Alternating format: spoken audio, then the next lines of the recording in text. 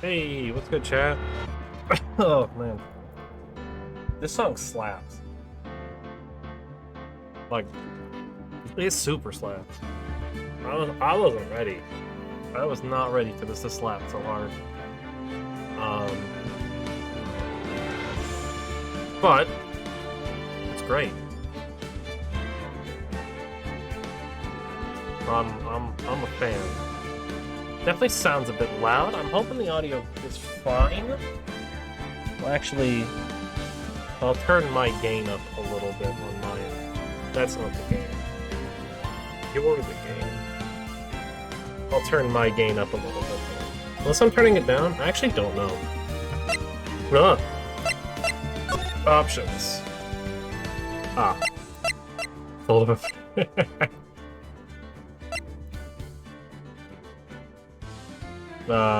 cool. I'm just doing settings real quick. Low transparency. High transparency. Definitely English. Alright. So, Ace Attorney 1. This is through the trilogy on Switch. And not on Steam, unfortunately. Though, honestly, I might pick it up on Steam just to get the achievements. Not gonna lie. It sounds like it'd be a great time. I mean, honestly, achievements are just to play through the game. But, still. I am a fan. I am a fan. But I haven't done the first one in a long time. It's been a while. I don't really remember a lot, so it's gonna be kind of a relearning experience of how to get through it and what to do. But I think it'll be a good time, nonetheless.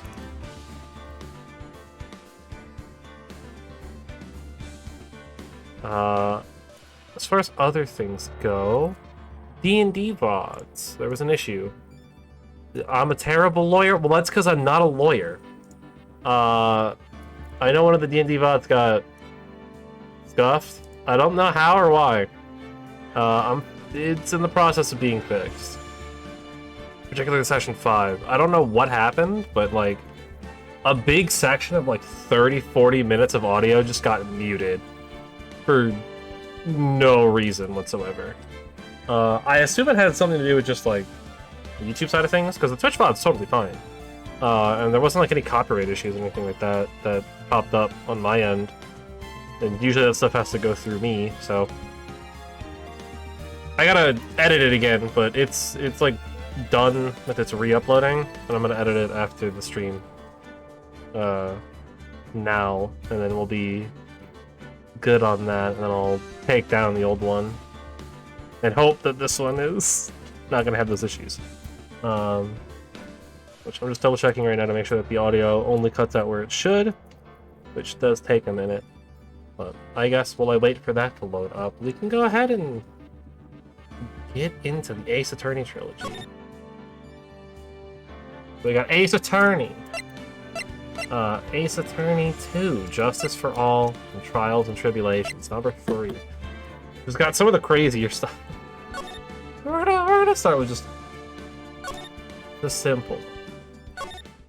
Ace Attorney 1. What a start. You can't really see that, huh? Behind. There we go. It's a statue covered in blood. Damn it, why me? Can't get caught, not like this. I've got to find someone to pin this on.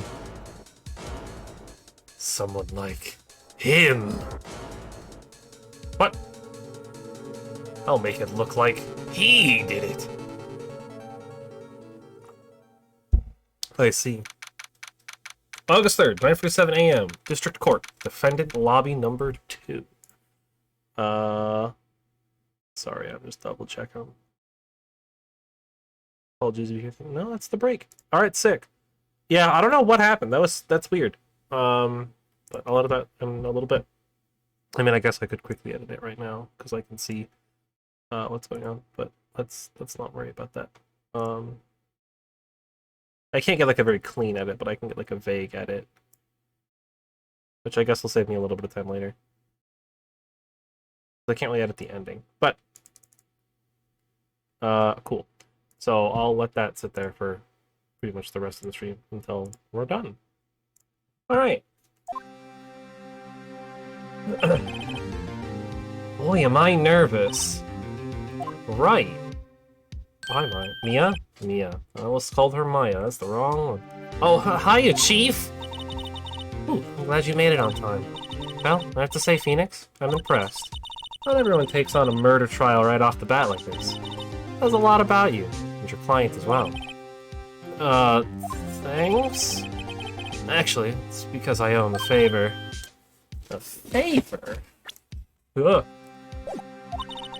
You mean, you're the defendant before the case? Yeah? Actually, I kind of owe my current job to him. That's one of the reasons I became an attorney. Well, that's news to me. I want to help him out any way I can. I just really want to help him. I owe him that much. Oh, my life, everything, it's all over. Is that your client screaming over there? Yeah, that's him. That's despair! Oh! I'm gonna do it! I'm gonna die! Sounds like he wants to die. Yeah. It's Mr. Butts! Oh, Larry. Nick! Hey there, Larry. Dude, I'm so guilty. Tell them I'm guilty. Give me the death sentence. I ain't afraid to die. What? What's wrong, Larry? Oh, it's all over. I'm finished. Finished. I can't live in a world without her. I can't. Who took her away from me, Nick? Who did this? Aw, Nick, you gotta tell me. Who took my baby away? The person responsible for your girlfriend's death. Newspapers say it was you. Dude, the music in this game slaps. My name is Phoenix Wright. Here's the story. My first case is a very simple one. This woman got murdered. A young woman was killed in her apartment. The guy they arrested was an unlucky sap dating her. Larry Butts. My best friend since grade school. Our school had a saying, when something smells, it's usually the butts. It's such a stupid joke. For 23 years I've known him, it's usually been true. He's a knack for getting himself in trouble. One thing I can say, though, it's usually not his fault. He just has terrible luck. But I know better than anyone that he's a good guy at heart. That, I owe him one, which is why I took the case. To clear his name. That's just what I'm going to do.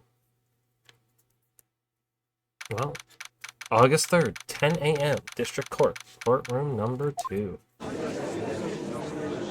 Hi!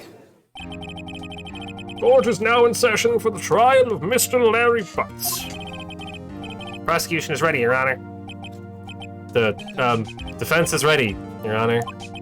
Ahem. Mr. Wright, it is your first trial, is it not? Yes, Your Honor. I'm, a little nervous. Your conduct during this trial will decide the fate of your client. Murder is a serious charge. For your client's sake, I hope you can control your nerves. Thank you, Your Honor. Mr. Wright, given the circumstances, I think we should have a test to ascertain your readiness. Yes, Your Honor. Shaking, eyesight fading, knees weak, arms heavy. Mom's spaghetti. This will consist of a few simple questions. Answer them clearly and concisely, not consciously. That was kind of a given. You should be conscious for this. Please state the name of the defendant in this case. Larry? Yeah, Larry's the defendant. Right? No. No, Larry's... No, I'm the defendant. Right? No, I'm the defense attorney. Larry's the defendant. The defendant? Well, that's Larry Butts. Correct. Just keep your wits about you and you'll do fine. Next question. This is a murder trial. Tell me, what was the victim's name? I know this one. I read the case report covered so many times. It's... Wait. Uh-oh. No way, I forgot? I'm drawing a total blank here. Phoenix, you absolutely sure you're up to this? You even know the victim's name? Oh, the victim? Of course I know the victim's name. I, just forgot. Temporarily. I think I feel a migraine coming on. Look, the victim's name is listed in the court record. Press the R button. What is the R button, Mia? What is the R button? Tyler does because of that. Cindy. Her name is Cindy. Remember to check it often. Do it for me, please. I'm begging you. Mr. Wright, who is the victim in this case? Cinderblock. Cindy Stone. The victim's name is Cindy Stone. Correct. Now, tell me, what was the cause of death? She died because she was hit with a blunt object. She was struck once by a blunt object. Correct. You've answered all my questions. I see no reason why you shouldn't proceed. You seem much more relaxed, Mr. Wright. Good for you! Thank you, Your Honor. Because I don't feel relaxed, that's for sure. Well then. First, a question for the prosecution. Mr. Payne? Yes, Your Honor.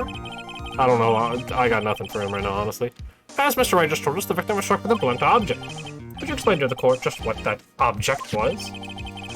The murder weapon was the statue of the Thinker. This one lying on the floor next to the victim. I see. The court accepted into evidence. Statue out of the court record. Statue in the shape of the Thinker. It's rather heavy. Right? Be sure to pay attention to any evidence added during the trial. That evidence is the only ammunition you have in court. Use the R button to check the court record for— What is the R button, Mia? I don't know what that is. I'm just a lawyer. Mr. Payne, the prosecution may call its first witness. The prosecution calls the defendant, Mr. Butts, to the stand. Chief, what do I do now? Pay attention. You don't want to miss any information that might help your client's case. Get your chance to respond to the prosecution later, so be ready. Let's just hope he doesn't say anything unfortunate. Uh-oh. He gets excited easily. This could be bad. Hi, I'm Larry. Mr. Butts, is it not true that the victim had recently dumped you?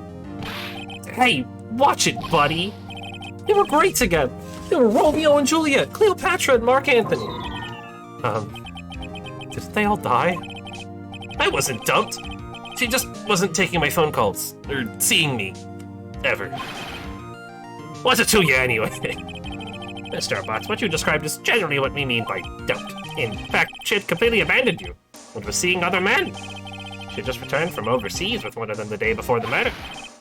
What do you mean, one of them? Lies. All of it lies. I don't believe a word of it. Your Honor, the victim's passport. According to this, she was in Paris until the day before she died. Passport under the court record. The victim apparently arrived home from Paris on 7:30 the day before the murder.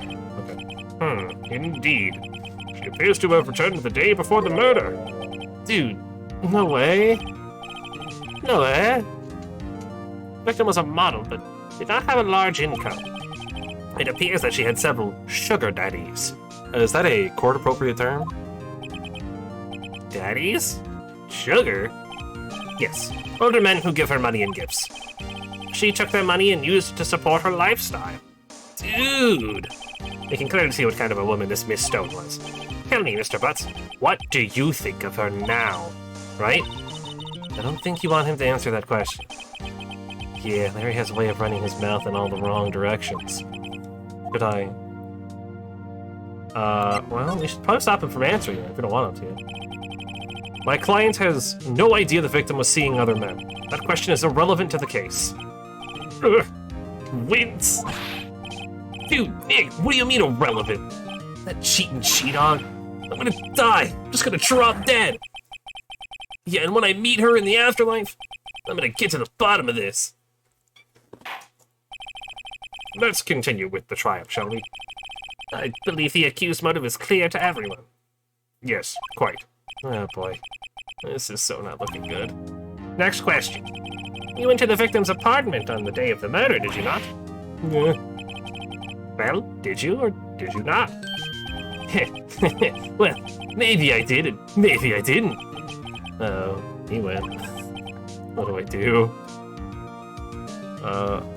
Answer honestly. I know.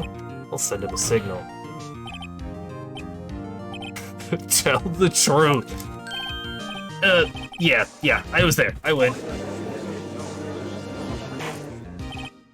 Order! Well, Mr. Butts. Dude, chill. She wasn't home, man, so, like, I didn't see her. Oh, God. Your Honor, the defendant is lying. Lying? Prosecution would like to call a witness who can prove Mr. Butts is lying. Well, that simplifies matters. Who's your witness?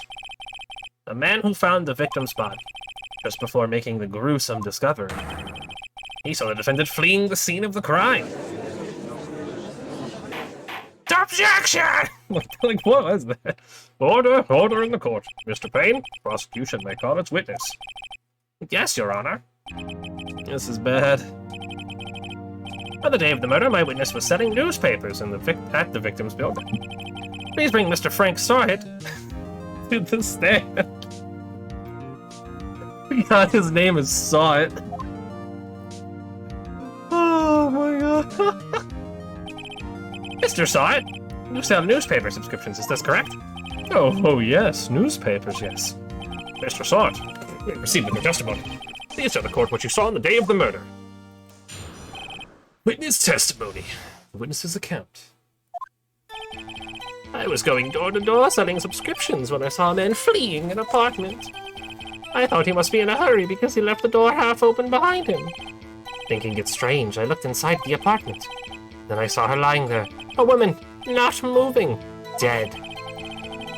I quailed in fright and found myself unable to go inside. I thought to call the police immediately. However, the phone in her apartment wasn't working. I went to a nearby park and found a public phone. I remember the time exactly. It was 1 p.m. The man who ran was, without a doubt, the defendant sitting right over there. Larry, why didn't you tell me the truth? I can't defend you against a testimony like that. Incidentally, why wasn't the phone in the victim's apartment working? Your Honor, at the time of the murder, there was a blackout in the building. Are phones supposed to work during a blackout? Yes, Your Honor. However, some cordless phones do not function normally. One that Mr. Sawhit used was one of those. Your Honor, I have a record of the blackout for your perusal. Electricity to Mrs. Stone's building was out from noon to 6 p.m. on the day of the crime. All right. Now, Mr. Wright. Yes? Yes, Your Honor? You may begin your cross-examination. Cross-examination, Your Honor? All right. This is it. The real deal. Yeah. What exactly am I supposed to do? You exposed the lies in the testimony the witness just gave. Lies? What? Who's lying? Your client is innocent, right? Then that witness must have lied in his testimony. Or is your client really guilty? How do I prove he's not? You hold the key. It's in the evidence. Where the witness's testimony, the evidence at hand. There's bound to be a contradiction in there. First, find contradictions between the court record and the witness's testimony. Then, once you find the contradicting evidence, present it and rub it in the witness's face. Okay. In the court record, the R button to point out the contradictions of the testimony. What is the R button, Mia? I don't understand. Alright, well, witness's account. Alright, going door to door, selling subscriptions. What do we have? Ooh. Well, I guess that's what we can look. The time of death was between 4 p.m. and 5 p.m. The building was cut until 6. Must be in a hurry. He left the door. It was strange. I looked inside the apartment when I saw her lying there, a woman not moving, dead. Well, in fright. The phone in our apartment wasn't working. I went to a nearby park and found a public phone. I remember the time exactly. It was 1 p.m. The man who ran was that the defendant sitting over there. Well, you see, there seems to be an issue with that statement.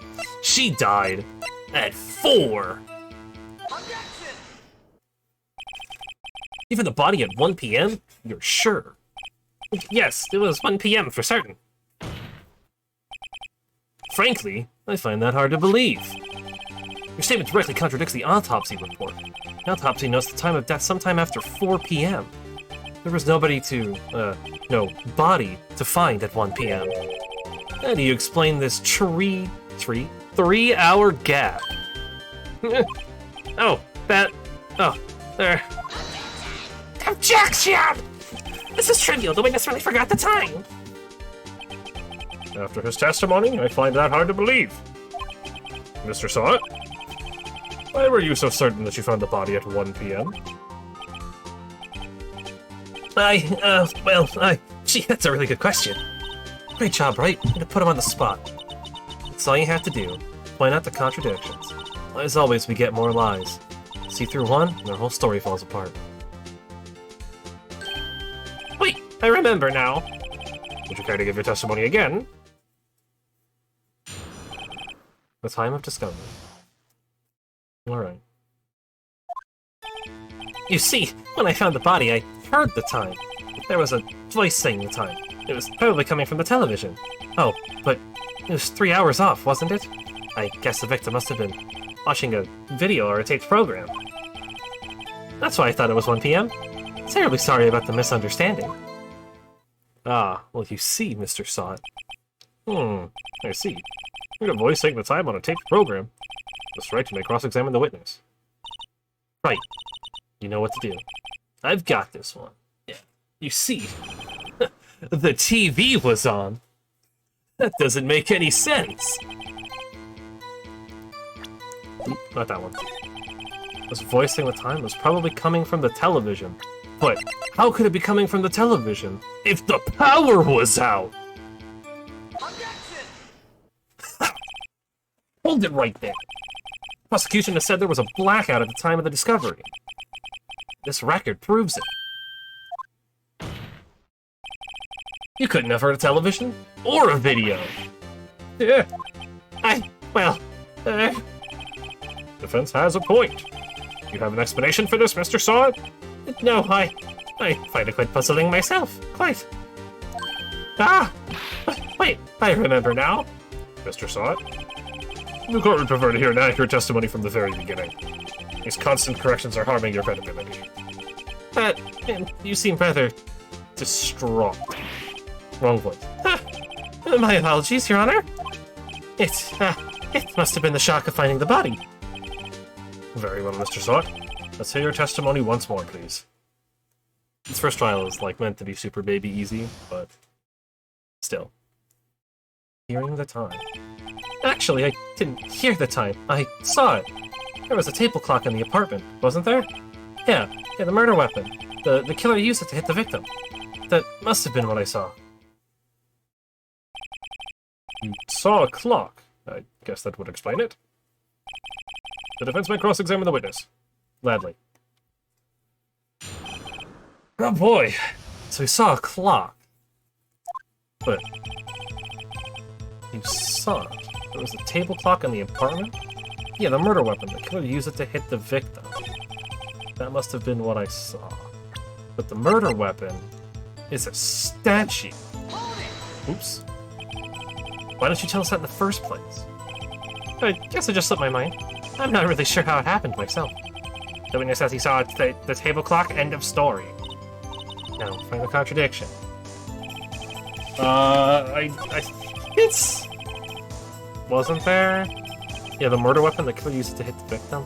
It's either this statement or the one after. It's one of these two statements. It's the contradiction. I'm gonna go with this one. That seems right. Because that's more of like a contradicting thing. Like, there was a table clock. Wait just a moment. Murder weapon wasn't a clock. It was the statue. Now, how was that supposed to be a clock?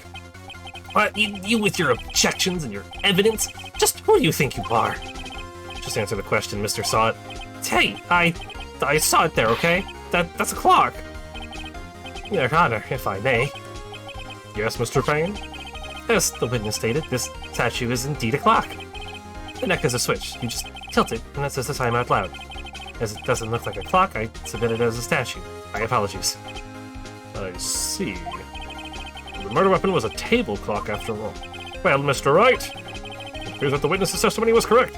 This is a clock. Do you have any problems with this testimony now? Yes. Your Honor, there is a gaping hole in the witness's testimony. The only way he could have known the weapon was a clock is to hold it in his hand. Yet the witness testified that he never entered the apartment. Clearly, a contradiction. Indeed. The witness knew it was a clock because he went into the apartment. You're lying! You were inside the apartment on the day of the murder! Oh, yeah? Prove it! Prove I went in there! I'll do better than that. I can prove you were the one who killed her! You struck her with the clock, and and the shock of the blow triggered the clock's points. That was the sound you heard. It's so stupid. Order in the court! Intriguing. Please continue, Mr. Wright. Yes, Your Honor. Mr. Sott, the sound must have left quite an impression on you. Understandable, since the murder weapon spoke just as you hit the victim. That voice was burned into your mind. That's why you were so certain about the time.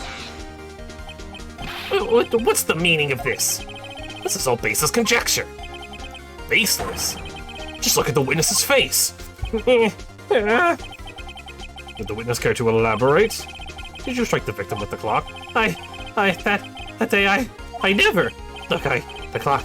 I heard, no, I mean, I saw. Dude, really? Shut up. I hate you. It was him, I tell you. I saw him. He killed her, and he should burn. Give him death. Dude, what is wrong with you? Order in the court, I say. Your Honor, a moment, please. There isn't a shred of evidence supporting the defense's claims. Mr. Wright. Your Honor, you claim the sound the witness heard came from the clock. Do you have any evidence? No case is riding on this. But better think it through carefully. Your Honor, the sound Mr. Sott heard was definitely this clock. A fact which is clear if you simply sound the clock. Let's sound the clock now. Here in this courtroom. Your Honor, may I have the clock? I ask the court to listen very carefully. Beep. I think it's 8:25. That certainly is a strange way to announce the time. Well, he is the thinker, after all. So we've heard the clock. What are your conclusions, Mr. Wright? Mr. Payne, can you tell me what time it is now? It's 11:25. As you can see, this clock is exactly 3 hours slow.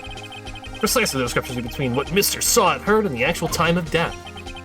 So, Mr. Sott, try to talk your way out of this one. You forgot one thing. Uh-oh, what's he talking about now? Well, it may seem like that clock is running 3 hours slow. It proves nothing. How do you know it was running 3 hours slow on the day of the murder? You can't prove that, you don't have a case. He's right. How am I going to prove that? Damn it, I was so close. Mr. Wright, seems you lack the critical evidence to support your claim. Yes, Your Honor. This means I cannot let you indict the witness. Unfortunately. This ends the cross-examination of Mr. Frank Sott. I come all the way down here to testify and look what happens. You treat me like a criminal. A criminal! You lawyers are all slime. Almost had him. Sorry, Larry. I failed you. There's nothing I can do about it now. That's not true, Mr. Feely. Not so fast, Mr. Sott! Mia! I mean, Chief! Listen up, right? Don't throw this one away.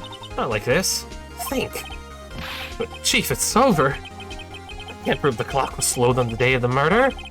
Nobody can prove that. Well, yes. But that doesn't mean you can't still win. Try thinking out of the box. Don't waste time doubting the facts. Assume the clock was 3 hours slow and think through it. Ask yourself, why was the clock 3 hours slow? Figure out the reason and you'll have your proof. Right? You think of a reason as to why the clock would be 3 hours slow? Yes, I can. That's a great reason. Wait, maybe I can prove it. I must have evidence somewhere that I can prove it, right? Heh, get it? It's funny. Find it and let them have it. Well, Mr. Wright, you said the clock was already running slow on the day of the murder. Have you found evidence to support this claim? Of course. There's a piece of evidence in the court record that can prove my claim beyond a doubt. Tough words. Let's see you pull this one off. Let's see this evidence that proves why the clock was running slow. She got home from Paris. Take that! The victim had just returned home from abroad the day before the murder. As we all know, the time difference between here and Paris is 9 hours. Sure. But it's 4 p.m. here, it's 1 a.m. and the next day there. The clock wasn't 3 hours slow, it was 9 hours fast! The victim hadn't reset her clock since returning home. That's why the time you heard when you struck her dead in her apartment was wrong. Proof enough for you, Mr. Saw It? Or should I say, Mr. Did It?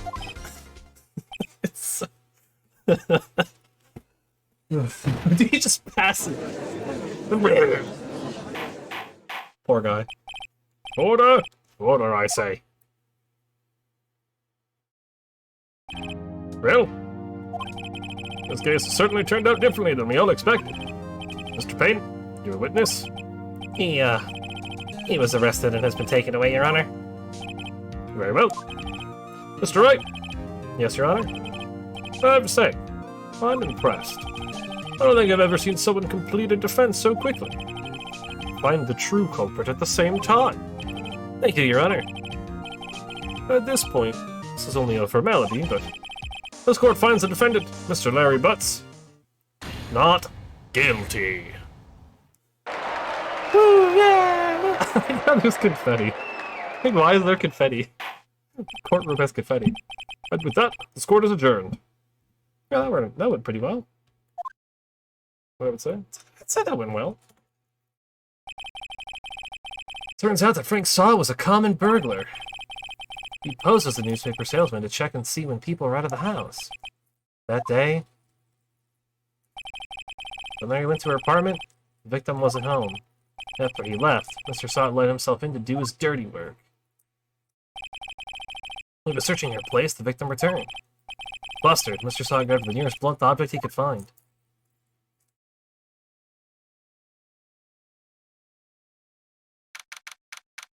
August 3rd, 2:32 p.m., District Court. Defendant, lobby number 2.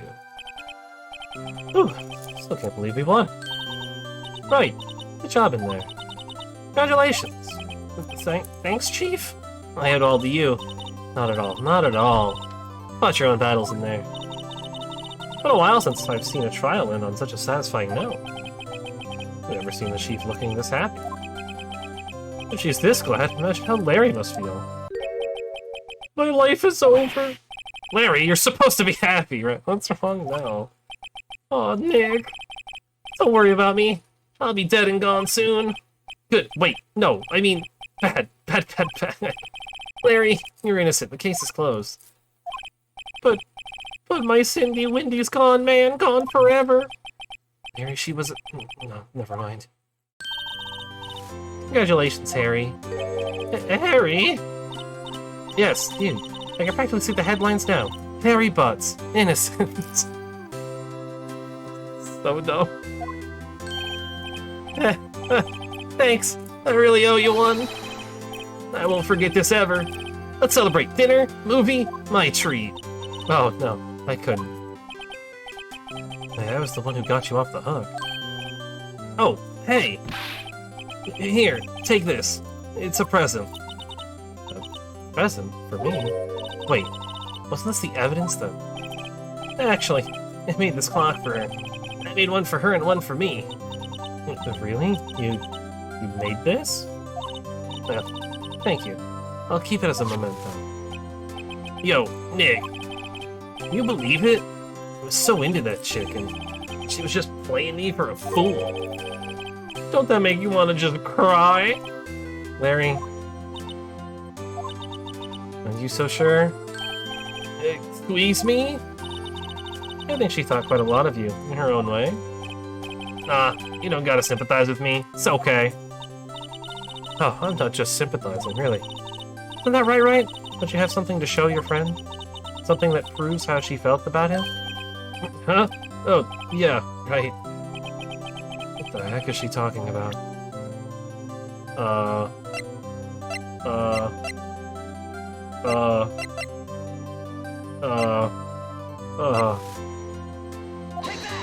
Take that! Here you go, Larry. Proof. It's okay, Nick. Don't worry about me. I'll forget about her soon enough. Look, I'm gonna head home. Thanks a ton, eh? Guess that wasn't the right thing to shout him. I think maybe the clock? I don't remember. Right? Hope you see the importance of evidence now. Also, hopefully you realize things change depending on how you look at them. People, too. Never really know if your clients are guilty or innocent. What you can do is believe in them. In order to believe in them, you have to believe in yourself. Right? Listen, learn, grow strong. Never let go of what you believe in. Never. Well, I think our work here is done. Shall we be off? Yeah, I guess so. Say, how about dinner? On me. I'll drink a toast to innocent butts. Yeah! Oh, speaking of Harry, you're saying part of why you became a lawyer was because of him? Yeah, part, at least. You'll have to tell me more about it sometime. Maybe over drinks. Oh wow, we're going on a date with me, And so my first trial came to a close. Larry slapped me on the back and said, "Gee, Nick, it's good to have friends." But I'm pretty sure he's not going to pay us. Unless you count the clock he gave me, huh? I didn't know it then. That clock was soon going to be at the center of another incident. And my promise to tell the chief about me and Larry would be one promise that I wouldn't be able to keep. The end. Well, there we go. We beat Ace Attorney 1. That's the end of the game. Thank you all for coming out.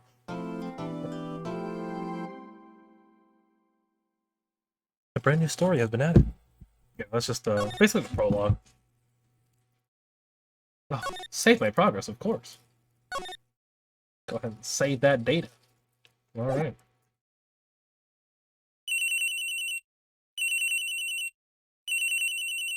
Yes, can I help you? Moshi Moshi? Hello, this is Maya. Hey, Maya, it's me. Mia! Oh, that's right, sorry, Maya. Mia! What's up? You haven't called in a while! That's very Mickey Mouse. I apologize. Sorry, I've been so busy. How have you been? Well, lonely. And it's all your fault. No, I'm just teasing. I've been great. Finally getting used to having my own place. That's good to hear. Actually, only because I have a favor to ask. I know. You want me to hold evidence for you? Sharp as always. There's a lot of buzz about the upcoming trial.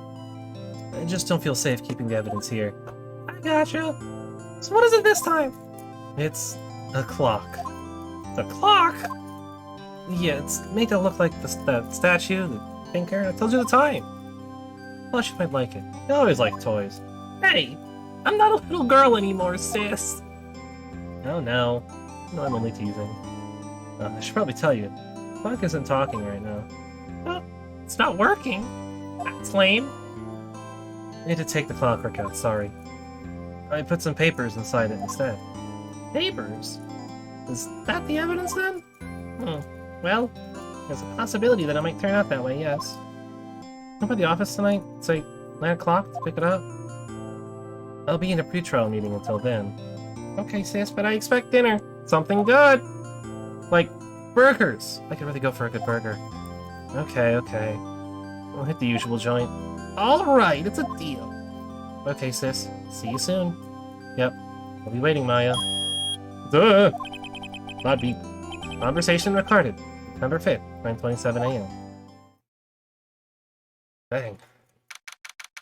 September 5th, 8:57 p.m. Fanco Law Offices. Now, Miss Faye, I'll take what's mine. The papers. I'm sorry, but I can't give you what I don't have. Miss Faye!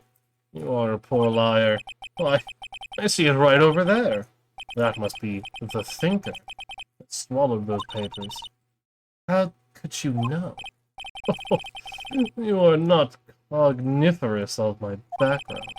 Gathering information is my business, you see. I should have been more careful.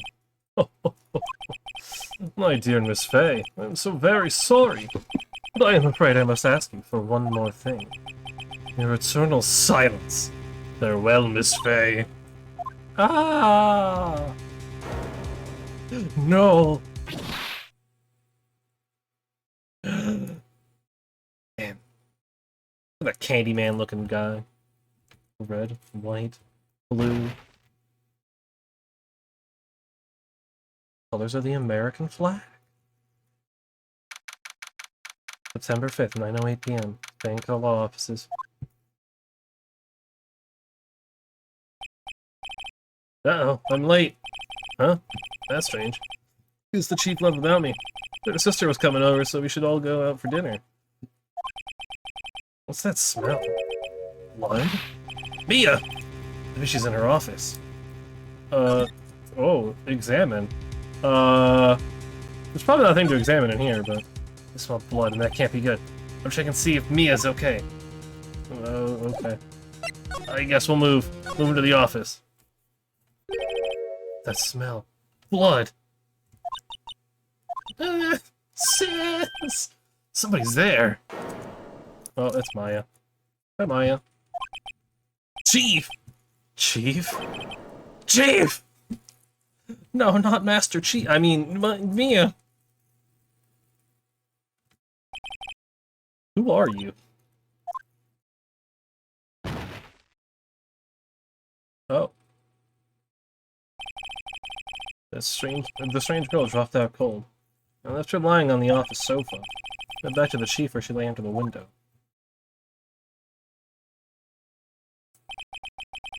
Her body was still warm. I could feel it when I held her shoulder. Oh good, just the shoulder. But all too quickly it began to fade. Until finally, she was cold. Mia's dead. Chief. No clues here. Oh, there we go. Chief. I started seeing her like this, but are there any clues here? She was struck on the head with a blunt object.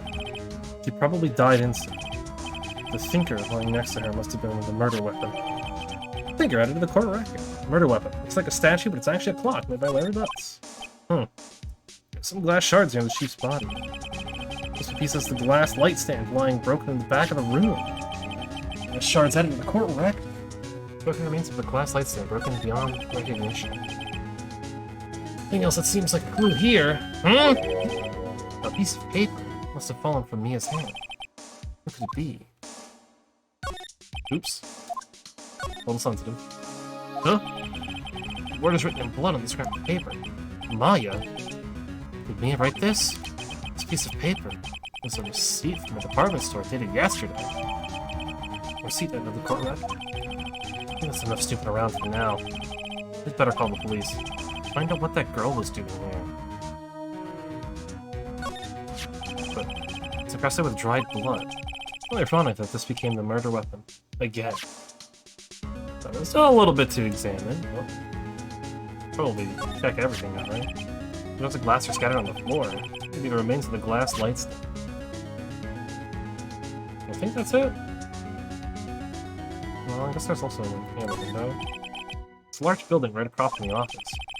The Gatewater Hotel, a nice luxurious place.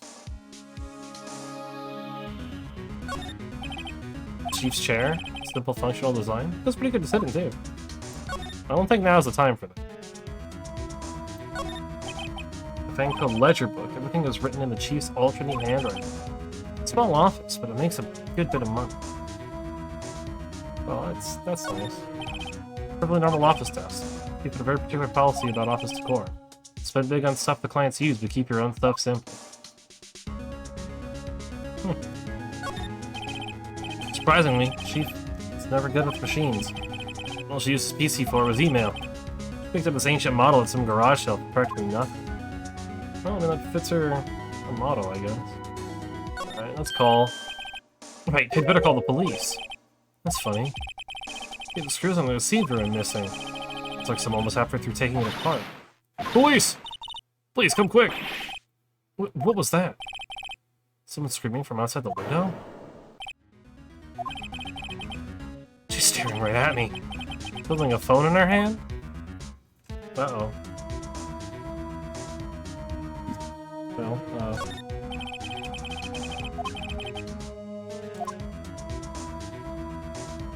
Huh. I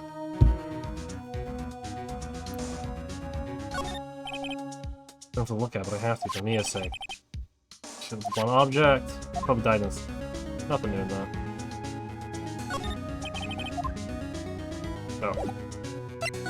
Alright, well, let's go back outside then. What? Girl just now. Where'd she go? Put her right there on that sofa. Uh-oh.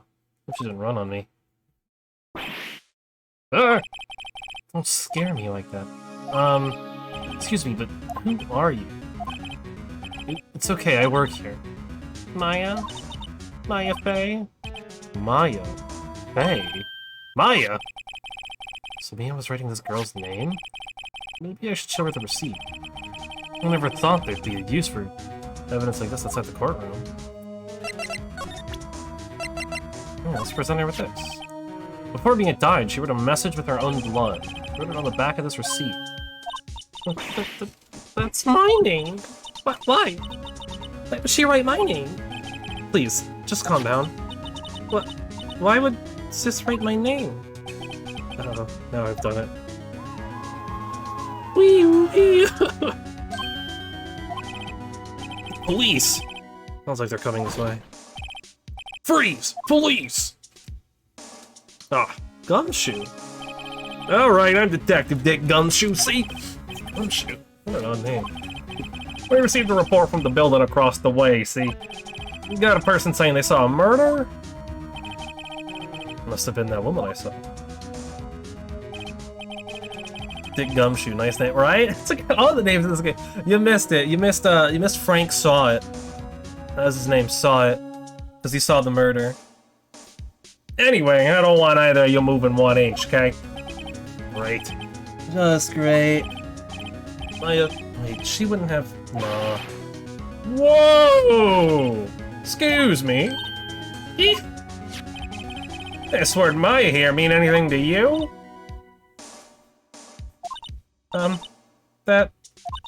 That's my name. What? The victim drew this here note on her own blood, see? With her dying breath, she wrote down the killer's name. The killer? I'm the... Case closed. You're coming down to the precinct, ma'am. What? Man, Gumshoe's just a leaf. His younger sister, Maya, was arrested on the spot. I was taken in for questioning and didn't get out until the next morning. My eyes were heavy, knees weak, arms spaghetti. Sorry. But I couldn't sleep. I sat around, waiting for visiting hours to begin at the detention center. I had to talk to Maya as soon as possible. September 6th, 9:07 a.m. Detention center. Visitors...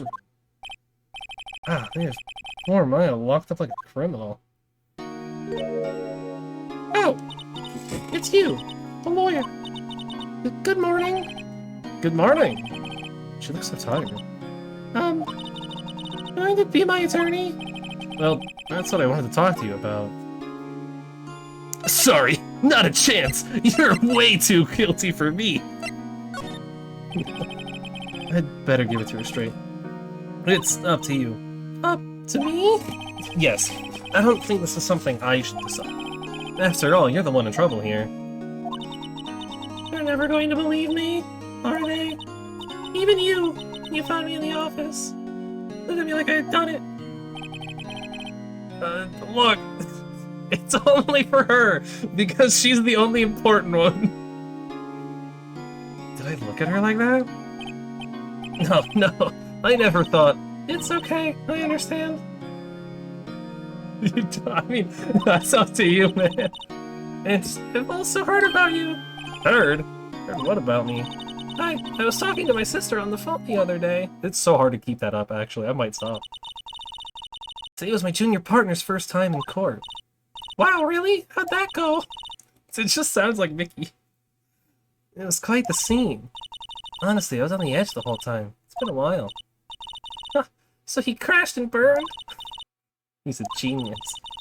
One of those strike fear into the hearts of evil types. The only thing he's lacking is fury. Oh, sounds like it was fun. Well, I know who to go to if I ever get into trouble now. You know, I'm just gonna... I don't bother. It's too rough. I don't know, Maya. I think you might want to wait. Give him 3 more years. That is, unless you want to be found guilty. Well, that's not very nice. That's what she said! I'm sorry. I didn't mean to insult you. Oh, it's okay, it's true, I guess. But at the same time, I can't just sit by and watch. I think of the person who did this to Mia. I know. Probably nothing to examine here, so let's talk. Maya. Something I've been wanting to ask you. Yeah? So that outfit. Oh, this? This is what all acolytes wear. It's my uniform, you could say. Acolytes? Like, people in religious training? What is it you do? Oh, it's nothing strange, really. I'm a spirit medium. In training. Is this a spirit medium? I'm pretty sure that qualifies as strange. Oh, the day of the crime. Tell me about the day of the murder? Yes. Let's see. That morning I got a call from my sister. She wanted me to hold on to a piece of evidence for an upcoming trial. Evidence? Yeah, that clock shaped like the thinker? The one Larry made? How could that have been evidence in a case? Right, she said something about that. I remember. You want to hear it in her own voice? Her own voice? Yes. Pretty sure our conversation is on my cell phone. You recorded it? Yeah. I had to delete those things. So, who's got your cell phone? So, you say you have a conversation with your sister on your cell phone? Also, is Spirit Medium allowed to have a cell phone? Let's hear it. Right. Oh. I just remembered that the detective took my cell phone. Sorry. Oh, right. Of course. Next time I see Detective Gumshoe, I'll ask him for you. I'll write you a note so you don't forget, okay? Sure. Thanks. Maya's memo. Conversation I had with my sister is reported on my cell phone. Alright. Spirit mediums. So you're an acolyte? They're medium in training. That's right. The Fae family, especially the women, have always been very sensitive to the spirit world. Wait a second. You said the Fae family? So Mia's into the stuff too? Of course! She left the mountain to follow her career, she said. Her powers were first class, too. I had no idea. Wait. What? So you're a real, honest-to-goodness spirit medium? With ESP and all that? Yes. In training. Well, can't you contact me as spirit, then? You can just ask her who killed her. I'm sorry. I'm still in training. I couldn't do something on that level. I thought that would be too easy. Huh? Something the matter? I was wondering, can I ask you a favor? This is the address of a famous lawyer. His sister gave me this a long time ago. Said if I was ever in trouble, I should call him. And, well, I'm in trouble. Can you go ask him to represent me? No! I'll do it. No, that's fine. Sure, why not? I'll go ask. Thank you so much! I have no one else to turn to. Say, what about your parents? Oh, wait, wrong voice, whatever. Don't worry, leave it to me. Thank you. The trial's tomorrow, at 10. What? Tomorrow? Tomorrow. What if this guy refuses? They told me that if I don't find one, the state will pick an attorney to defend me. When will that happen? Give me until 4 this afternoon. The visiting hours are almost up. I better hurry. Right, I'll be back. But first... There's something about the day of the murder? Sorry, I know it must be hard. No, it's okay. All I've been doing the last few hours is talking about it. I haven't gotten used to it. That's sad. Let's see. That morning, I got a call from my sister. She wanted me to hold on to a piece of evidence for an upcoming trial. It's the thinker clock that Larry made. Practically qualifies as a serial murderer by now. So then, when did you arrive at the office? It was right around 9 o'clock. Lights are off, and I could smell blood. Then I found her. My sister. Thanks, Maya. That's all I needed to hear for now. Alright, well... Let's go to Mr. Grossberg, I guess. September 6th, Grossberg Law Offices. According to the receptionist, the big boss is out. She couldn't say when he'd be back. It must be hard to keep track of everything when you're a famous lawyer. Not to mention run an office like this. I guess I'll just have to come back later. Painting has been bugging me ever since I stepped in here. The yellow paint is so thick it's practically giving me a stuffed nose. The price is nothing to sneeze at either, for that matter. Alright. Oops. Expensive-looking mahogany bookshelves full of expensive-looking books. Funny. I don't think they've ever been read. Yeah, I mean, that sounds about right. A solid mahogany desk! It's been polished to a deep luster. Oh, mahogany? Well, that's a little plant, too. An expensive potted plant. I don't know what kind of plant it is, but it's probably the most expensive one available. A table for clients? An elegant ebony case, and if I'm not mistaken, that lighter's made of solid gold. Even I can tell someone here's got money to burn. Literally. Alright, well, we don't have anything to examine there. I guess we can head back to the law office? Number 6 Vanka law offices? This is filled with police officers. They're busily searching for clues. Hey, you there! This is a crime scene, pal, no trespassing. Sorry. Do I know you from somewhere? Wait, you're that Butts guy, aren't you? No, Phoenix Wright. They didn't mistake me for Larry. I guess I got the wrong name, Mr. Wright. Sorry about that. That Butts guy, he was a killer. And you're no killer, right? He was proven innocent. Right. And you were... Detective Suede Shoes. Gumtree? That's Gumshoe. Gumshoe, wasn't it? Dick Gumshoe? Right! At your service. Hang on, that's Detective Gumshoe to you, pal. Anyway, get the name right. Don't go calling me Dick.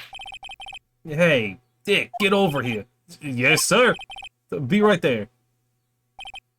God damn. You're a lawyer, right, pal? If you got business here, you better do it quick. Ooh, he thinks I'm Maya's lawyer. Talk. Mia. About Miss Faye. Did you do an autopsy? You wanna know the results, eh? I thought you look at me like that, pal. It's no use. She might have been your boss, but that doesn't mean you get any special treatment. Alright. You can see the report, but that's all. Time of death 9/5 at 9 p.m. Cause single blunt force trauma. Death was instantaneous. Alright, Maya. About Maya. Yeah, I'm looking forward to the trial. Sorry, pal. This is one trial you aren't gonna win. Why do you say that? It's put Prosecutor Edgeworth on the prosecution. Oh. Edgeworth? Edgeworth? I'm sure you know what that means, you being a lawyer and all. Edgeworth? Prosecutor Edgeworth? That's right, pal. Mr. Miles Edgeworth himself. Wait, you do know him, don't you? Yeah, bro, Edgeworth. Of course I do. I know him. He's a feared prosecutor. He doesn't feel pain. He doesn't feel remorse. I'll make him feel. He won't stop until he gets his guilty verdict. Don't talk about him that way. You make him barely sound human. Still, I'm afraid this pretty much decides the case. So, Edgeworth is on this one. He hasn't lost a case since he became prosecutor at the incredibly young age of 20. Of course, there are rumors of back alley deals and forced evidence. All I know for sure is that Edgeworth hates crime with an almost abnormal passion. That's why he commits crimes, to make sure criminals get punished. That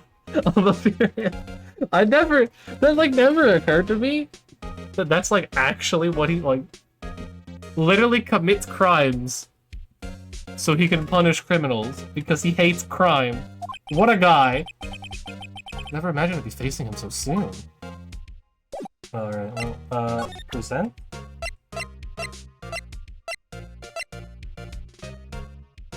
Yes. Present him with that. I was wondering, did you see my face cell phone? Well, that's true. Sometimes you gotta do what you gotta do. Oh, that? I had that. Do you think you could give it back? Sure! I mean, wait a second, pal. Tricky lawyer. He's on to me. Oh, tell him straight. I tell him why I want it. There's no way he'll get it. Something the matter? No, it's just, detective. Nope, I know nothing, pal. Something has a lot of numbers on it. Like, her boyfriend's. Something holds all a little girl's sweetest and spiciest secrets. Ugh, it's trying to confuse me. Sorry, pal. I already checked all the numbers in memory. Impressive. You're quite the detective. Uh-huh. Oh, here, you can have the phone back. There weren't any suspicious call records in there, after all. Seems you didn't notice the recorded conversation. My cell phone received from Detective Gumshoe. Check the court record to hear the recorded conversation. Guess I've asked all the questions I need to. You all done, pal? Yeah, thank you. I'll be heading out now. Oh, wait. One more thing I wanted to mention to you. I don't suppose you're planning on talking to the witness. Anyway, you'd better not. No influencing the witness with your lawyerly ways, pal. Sure. Come to think of it, I had completely forgotten about her. She do be kind of nice looking, though. The witness? Yeah, Miss April May. I'm sorry about this, but I can't tell you anything about her. Well, you just told me her name. Miss May, huh? So you've sent her home already, then? You're trying your loyalty tricks on me now. She's not going outside her room until the trial. So, she's still in the hotel across the way. I guess I should know better than to try to get a detective to leak information. You got that right, pal. You pay a visit to Miss May. Alright. Well, let's... We got a few options here. We can go to the hotel, we can go back to the detention center. Let's go back, Hey! Listen, did you meet the lawyer? Sorry. I haven't seen him yet. Let's see. I'm gonna go see him if I can find this elite lawyer she's talking about. We're gonna talk about her family, but first...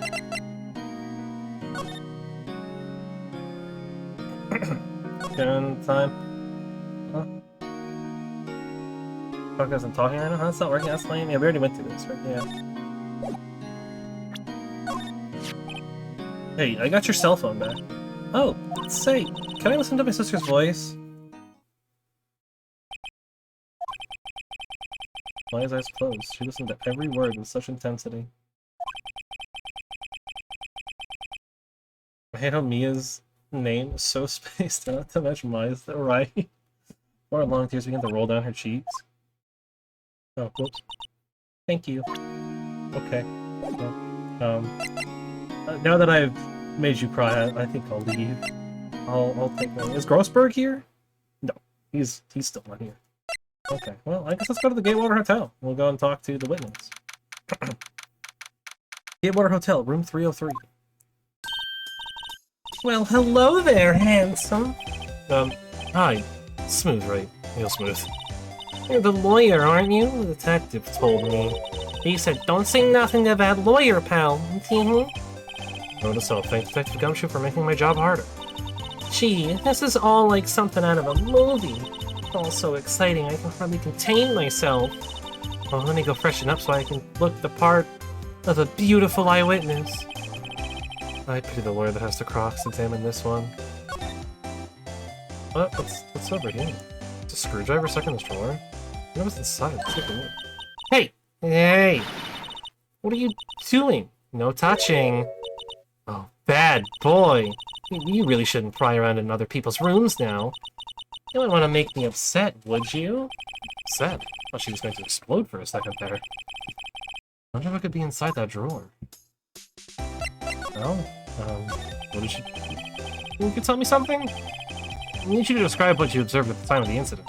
Oh, observe? Incident? You sound just like a lawyer in the movies. You're like a man with a big... vocabulary. Better not encourage her. You know the thing that happened the other day? The bad thing? What did you see when it happened? I suppose you could tell me about it. Pretty please? Let me see. Well, dream on. If you want to know, you'll just have to come to the court tomorrow, Mr. Lawyer. Oh boy. Could you... Who exactly are you? Oh, Mr. Lawyer, are you hitting on me? No, hey, I'm just doing my job here. Teehee, you know you're cute when you blush. Believe me, this is the first time in my life I've blushed this much. Right. Can you just tell me what it is you do? Well, no. You had your little hopes up, didn't you? Oh, boy. I see there are 2 glasses on the table. Someone staying here with you? Oh, what amazing powers of observation. I see one of those famous detectives like on television. Oh, no, not me. I'm just a lawyer. Say, Mr. Big Detective, why don't you go look for clues in the garbage, hmm? This maid doesn't like nosy little lawyers. Oh, boy. Well, I don't suppose that summer sunlight streams through the window. There's the Fanco office building, of course. See the inside of the room pretty clearly from here. I think it'd be a little difficult to recognize a face from this distance, though. A bottle and 2 glasses are on the table. Somebody must be staying with her. Flowers are fake, as expected. I know sunflowers and tulips, but that's about the extent of my floral knowledge. What's inside, I wonder. Maybe later. Well, I guess nice talking to you, ma'am. I think Mr. Grossberg is out. Well, just wait for him to come back. That was the most over-the-top clearing of the throat I've ever heard. So you're the one they say has been looking for me. I don't know where that came from. I'll be yes, that's me. He looks even grander than I imagined. That badge on your collar. Ah, so you're a lawyer, are you now? Yes, well, yes. And what do you want?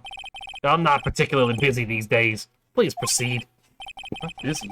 No one could get in touch with you. Something the matter? Came to see the one and only Marvin Grossberg, did you not? Well, here I am, boy. What do you want? Out with it. Well, sir, actually, it's about Maya. Maya Fey. Ah, yes. Maya Fey. Go on. What a strange reaction. Ah-cha-cha! I'm really quite busy here, son. I can't go taking cases on a day's notice. No, it's quite impossible. Wait a second. How did you know the trial was tomorrow? Anyway, I'm afraid it's entirely impossible for me to represent her. Sorry, end of discussion. What's going on? He refused me before I even got a chance to ask. What do I tell Maya? Oh, that's a bop right there. How can you just refuse like that? Please, tell me why you won't take the case. Well, as you see, it's just I'm busy, you see. But the client is Mia Fey's sister. Mia trusted you. She knew her sister would be in good hands. Yes, of course I know that. However, I'm sorry, but I must refuse. Sorry, goodbye. Great. Fine. I don't have time to argue with you anyway. I'll go look elsewhere. Think not. Huh? Did you just say something? I think not, I said.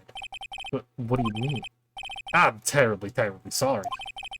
But I'm afraid that no lawyer worth their salt will be... will take on this particular case. Terribly sorry, my boy. Why? I cannot say. I beg your pardon, but could you leave now? I have nothing more to discuss with you. What's going on here? How do you know about Mia Fey? She worked here a long time ago. Quite the apprentice, that one. Learned my techniques in the blink of an eye. She left one day, quite suddenly. She had a mission, you see. A mission? You could see it in her eyes. She followed it with a burning passion. Never looked back, that one. That's quite a painting. You noticed. It's my pride and joy. Impressive, isn't it? Well, isn't it? The color of the sky, the hue of the sea, the weave of the straw hat. That's worth at least 3 million. I had no intention of parting with it, of course. No, I won't sell it, not even to you. I wasn't interested. It's not for sale. I'm not buying. Jeez. Alright, well, oh, I don't have it anymore, huh? I don't have, like, the note. Huh, well... I'm gonna talk to, Maya again, I guess. 3:42 p.m., 10%. Maya? Oh, you're back. Did you find the lawyer? Well, what do I tell her? Well, see, just be honest. I really don't think you should use that guy. He didn't seem healthy. He was all skin and bones. That really happened. You don't mean he refused to help? Eh, I see. I've been abandoned then. Oh, well, I mean, I'm here. Hi, I'm a lawyer.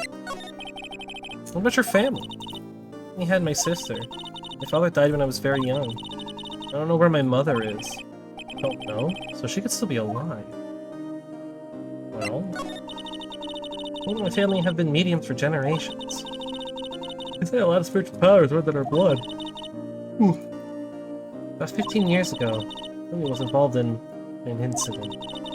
There was a man and he ruined our mother's life. Ruined? After that, she disappeared. So many years after that, my sister announced she would become a lawyer, and she left the mountain. Huh. So, you live by yourself. Yes, I've gotten used to it.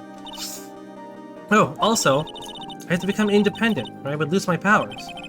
I feel bad for her, all by herself up on that mountain. Your mother's enemy. So, who was this man who ruined your mother?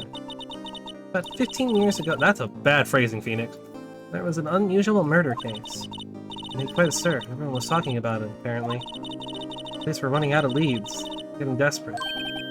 Wait, they didn't use a spirit medium, did they? Police convinced my mother to try to contact the victim. Wow. So what happened?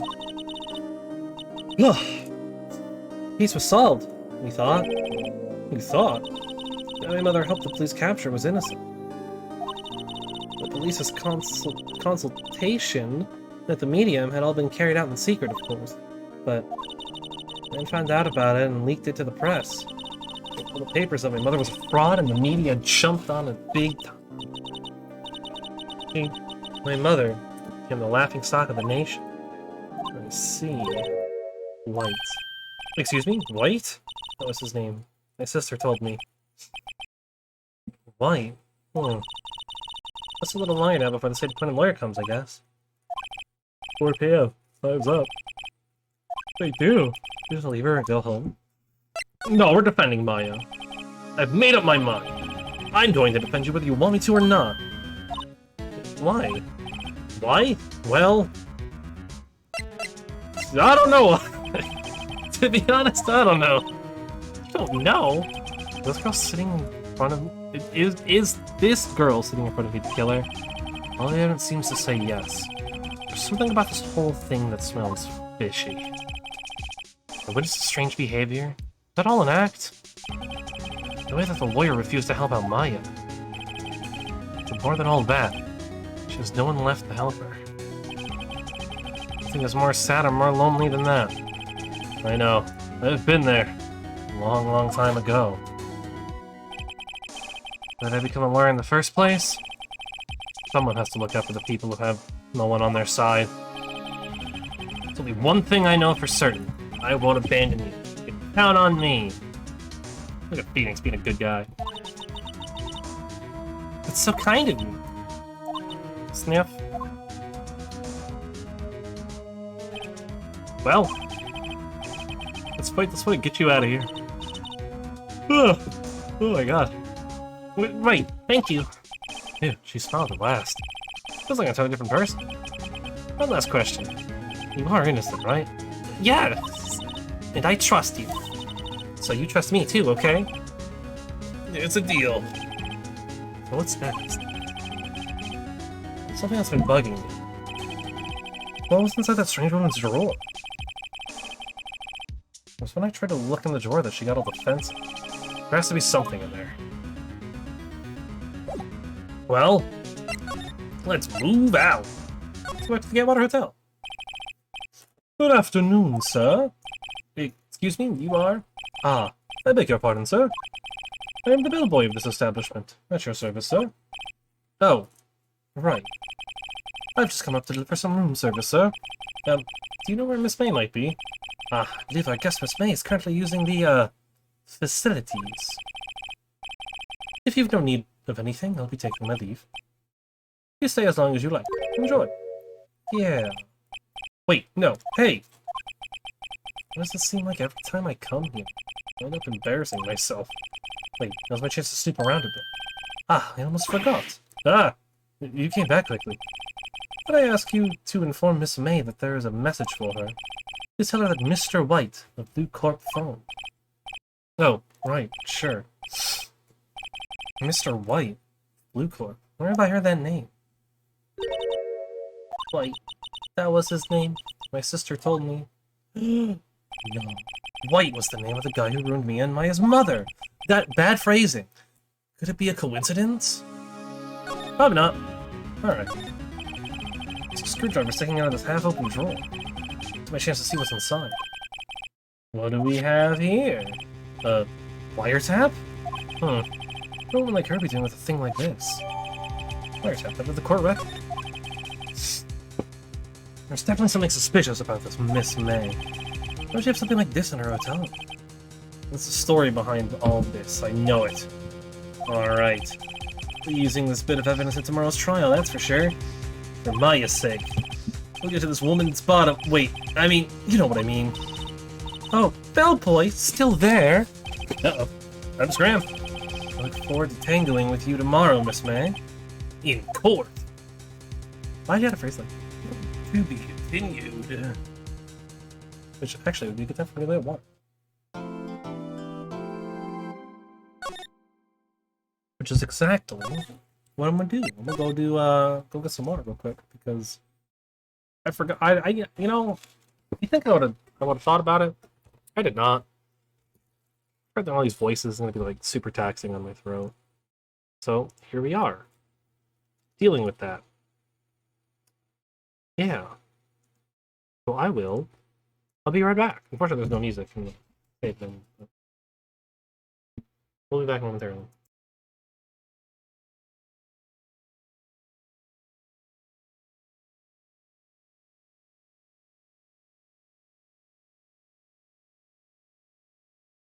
My fans are not enough.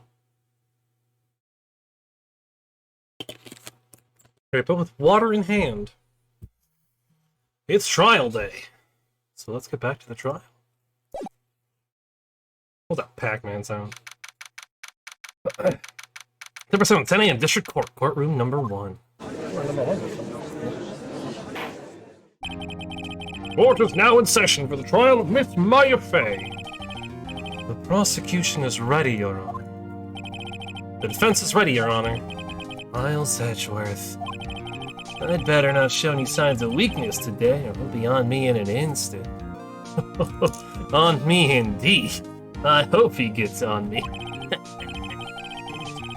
Mr. Edgeworth, please give the court your opening statement. Thank you, Your Honor. The defendant, Miss Maya Fey, was at the scene of the crime. The prosecution has evidence she committed this murder. We have a witness who saw her do it. The prosecution sees no reason to doubt the facts of this case, Your Honor. I see. Thank you, Mr. Edgeworth. Let's begin then. We may call our first witness, Your Honor. The prosecution calls the chief officer at the scene, Detective Gumshoe. Witness, please state your name and profession to the court. Sir, my name's Dick Gumshoe, sir. I'm the detective in charge of homicides down at the precinct, sir. Detective Gumshoe, please describe for us the details of this murder. Very well, sir. Oh, man, brains mixing it up. What was he? It was like Dick Gumshoe or something. Yeah, very well, sir. Let me use this floor map of the office to explain. Ooh, okay. The body was found by this window here. And the cause of death? Oh, and the cause of death? Loss of blood due to being struck by a blunt object, sir. The murder weapon was a statue of the thinker found next to the body. It was heavy enough to be a deadly weapon, even in a girl's hand, sir. That's not all the right place. The court accepts the statue as evidence. They're still calling it a statue? Floor plans added to the court record. Now, detective. Yes, sir? You immediately arrested Miss Maya Fey, who was found at the scene, correct? Can you tell me why? Yes, sir. I had hard evidence she did it, sir. Detective Gumshoe. Please testify to the court about this hard evidence. Maya Fey's arrest. As soon as the phone call came in, I rushed to the scene. There were 2 people there already. defendant, Miss Maya Fey, and the lawyer, Mr. Phoenix Wright. I immediately arrested Miss Maya Fey. Why, we had a witness account describing her. The witness saw Miss Maya Fey at the very moment of the murder. The very moment, you say? Very well, Mr. Wright, you may begin your cross-examination. Yes, Your Honor. Cross-examine what? I couldn't see a single contradiction in that testimony. Whoosh! Smack! Hey, why don't you just threw something at me? What's this? My sister couldn't find any contradictions in the witness's testimony. She would bluff it and press the witness on every detail. This always slips up and says something wrong. It worked lots of times. Should have expected Maya would know some of her sister's tricks. Alright, let's give this a try. Something the matter? No, Your Honor. Let's begin my cross-examination. Alright. I accidentally did it a little bit, but that's the point here. The point is to start pressing to find out contradictions. As soon as the phone call came out, I rushed to the scene. Hold it! What did you say you got a call from? Hey, pal, don't play dumb. You know who. The call was from a customer at the Gatewater Hotel right across from the crime scene. Okay. That's not sure it did much, though. Right, please continue. There are two people there already. Defendant Miss Maya Fey and the lawyer, Mr. Phoenix Wright. I can do press on that. Immediately hold it. Why is that? What's your reason? Why, we had a witness account describing her. The witness... hold on. Describing her? Hold it! Hold on just one second. Yeah? If I heard correctly. Said you arrested her because you had hard evidence she did it, correct? Huh? Did I say that? Me? I heard you say it. You did say it. You said it. Exactly. What about the suspicious woman in pink's claim was hard evidence? What? Miss May isn't suspicious, and she sure isn't pink, pal. Well, she wears a lot of pink. But, well, I guess she is pink. That's enough, Detective Gumshoe. Do you have any more solid proof other than her claims, Detective? Guess pressing can have its advantages.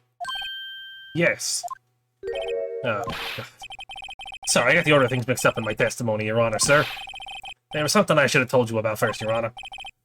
Very well, Detective. Let's hear your testimony again. Witness testimony. Hard evidence. After securing the suspect, I examined the scene of the crime with my own eyes. I found a memo written on a piece of paper next to the victim's body. On it, the word Maya was written clearly in blood. Lab test results showed the blood was the victim's. Also, there was blood found on the victim's finger. Before she died, the victim wrote the killer's name. Well, we can't prove that's the killer's name. How you like that? That's my hard evidence. Before we begin cross-examination, I have a question for you, Detective. Your Honor, why don't you testify about this vital piece of evidence the first time? Yeah, I know. I'm real embarrassed I forgot about it, Your Honor, sir. Try to be more careful. Very well, the defense may begin its cross-examination. Hard evidence. After securing the suspect, I examined the scene of the crime with my own eyes. Hold it! Did you find any evidence? Now, don't jump the gun on me, pal. Just listen, I'm getting to the good part. You got a bad feeling about this? Paper next to the victim's body. We're just gonna press everything because I don't remember. Because you found it next to the body doesn't mean the victim wrote it. Oh, and who did write it, Smarty Pants? Who? I did. the killer? Anyone can see that. Oh. You saying the killer wrote her own name? Buddy, please. She was framed. Hold on. If that's the case, where's your evidence? Yeah. I guess that was a bit of a tall order for you. Those without evidence shouldn't open their mouths, Mr. Wright. Yeah, pal. Well, Detective, tell us what was written on that memo you found. On it, the word Maya was written clearly in blood. The test results showed that the blood was the victim's.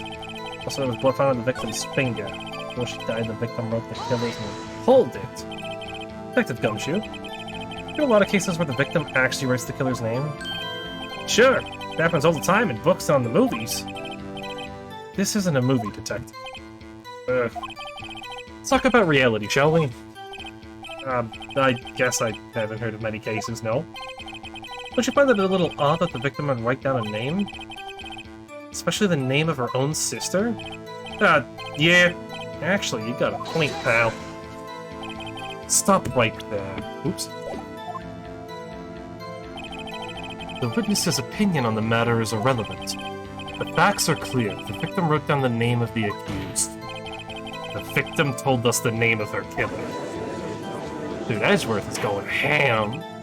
Order! That didn't go so well. That's right! What he said! It's his whole testimony. Okay, there has to be a contradiction in there somewhere. Let's find it. On a piece of paper next to the victim's body. And the word Maya was written clearly in blood. Blood test results shows the blood was the victim's. Also, there was blood found on the victim's finger. Was there? On which hand was the bloody finger, Detective? The right hand. She was right-handed. Nice try. Uh-oh. Guess it wasn't too hard to see what I was getting at there.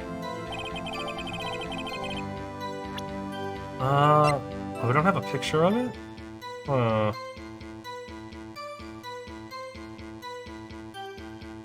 Oh, that's right. Death was instant. Death was instantaneous. She couldn't have wrote it. Detective Gumshoe, there's one thing I want to clarify from you here. You said the victim, Mia Fey, wrote this note. That she was accusing the defendant, Maya Fey? That's really what you're saying? What? This isn't one of those lawyer tricks now, is it? Of course she wrote it. Who else could have? You have it backwards, Detective. Backwards? The victim is the only person who absolutely could not have written it. It's in the report from your department, Detective. Immediate death due to a blow from a blunt object. She died immediately. But no butting your way out of this one, Detective. Order. Defense has a point. Someone who died immediately wouldn't have had the time to write anything down. Mr. Wright, I beg your pardon, but when exactly did you obtain that autopsy report? When? It was the day after the murder. It was the day after the murder. Prosecution's point being? That autopsy report is outdated, Your Honor. What? The second autopsy was performed yesterday, at my request. Death was almost immediate due to a blow from a blunt object. But there is a possibility the victim lived for several minutes after the blow. I received the results this morning. No way, dude. No way! Your Honor, it's quite easy to imagine that the victim did have time to write Maya. That is all. I see. Damn you, Edgeworth. Your nice hair and your fancy suit and your logic. Should have known you'd have had something up your sleeve. It was me! I was up your sleeve the whole time! Sorry. The game is very tongue-in-cheek about how gay they are. Like, Mr. Wright, you look shocked. Something you want to say? You're a sham! The detective's a sham! I'm a sham! I don't know what I'm talking about!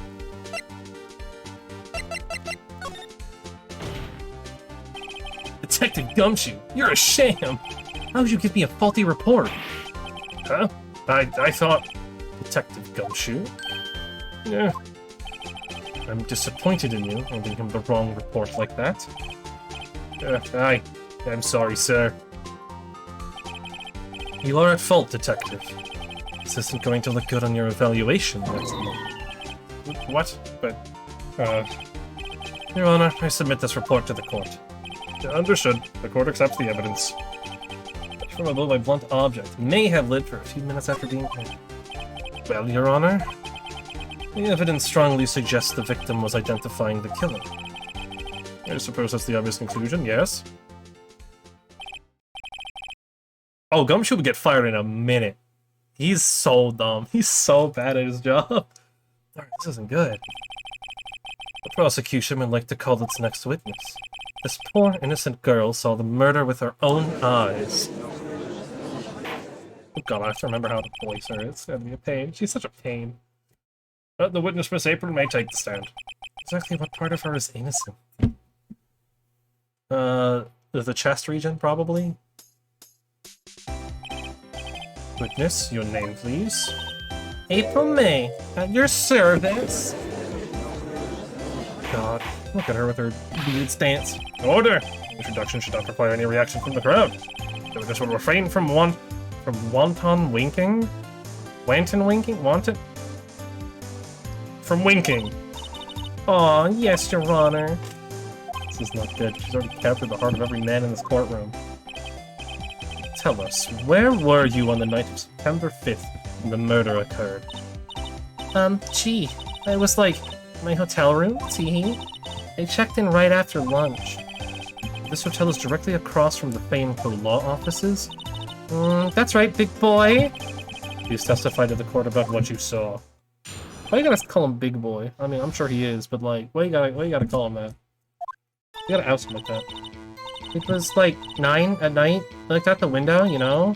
And then, ooh, I saw a woman with long hair being attacked. One attacking her was a mousy girl sitting in the defendant's chair. And the woman, like, dodged to one side and ran away. But that girl, she caught up to her and she hit her. The woman with the long hair, she kind of slumped. The end. That's all I saw. Every little bitsy witsy. Wink. Oh, we got physics too, huh? Forgot this game has physics. Well, Your Honor. I see. Those are remarkably solid testimony. I don't see any trouble the witness any. Wait, Your Honor. Yes, Mr. Wright? How about my cross-examination? I thought the witness's testimony just now was quite firm. Don't you? Mr. Wright, I understand you were Mia Fey's understudy, were you not? You must know her techniques well. The cowardly way of finding tiny faults and perfectly good testimonies. Hey, how dare you? Well, Mr. Wright, will you cross-examine the witness? Of course! I'll gladly proceed with the cross-examination. Only because I have a feeling Edgeworth doesn't want me to. Just to have some weakness. Very well, you may begin your cross-examination. Alright. Oh boy. It was like 9 at night, I looked out the window. Let me take a look at our evidence here. We don't have a time of death. Well, it would have been before 9, because that's when, well, she would have died before 9, and I guess like 9 is technically not 9. Do we have the floor plan? We do.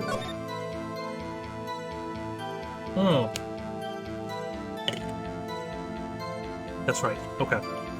I think I know where to go with this. These floor plans are great, by the way. They're very, very descriptive. Alright. I saw one with long hair being attacked. The one attacking her was a mousy girl sitting in the defendant's chair.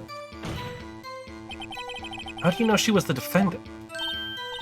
Well, you know, she had a girlish physique. Women know these things. Look, I just know, okay? There was only one person at the scene of the crime with a short, girlish figure. The testimony is bulletproof, Your Honor. He's right. I question the testimony. Hold on a minute! The testimony stinks! What? Miss May, I'm willing to bet that... You saw nothing.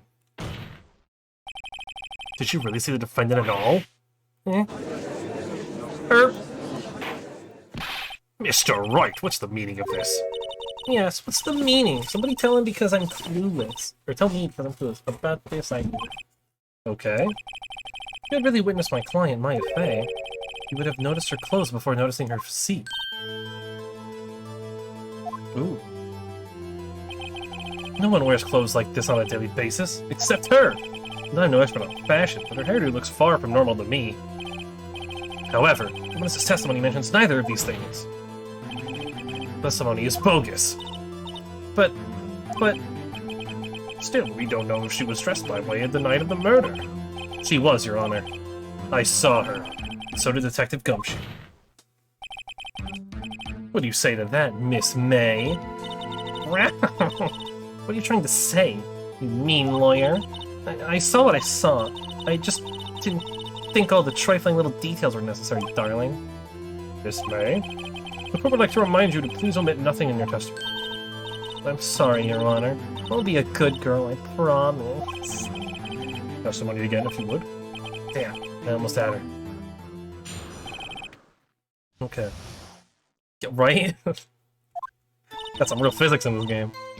I did see everything, I did. The victim, the woman, dodged the first attack and ran off to the right. The girl in the hippie clothes ran after him. She hit her with that weapon. I saw it, I did. I saw it! The putty cat! That clock, that kind of statue-y clock thinker, I think? Well, does the accuracy of the report not startle you? Tee-hee. I see. I really wish you had been so detailed from the beginning. Please begin the cross-examination. Alright, there's a few things in there that are a little questionable. Oh, this woman is omega cringe. Don't dodge first attack and ran off to the right. Hold it! Is that right as in your right, as you looked from the hotel? Which hand do I hold my knife in again? Right! It was my right hand, right? Satisfied, Mr. Wright? Please continue. Are we just gonna ignore the fact she said knife? Like...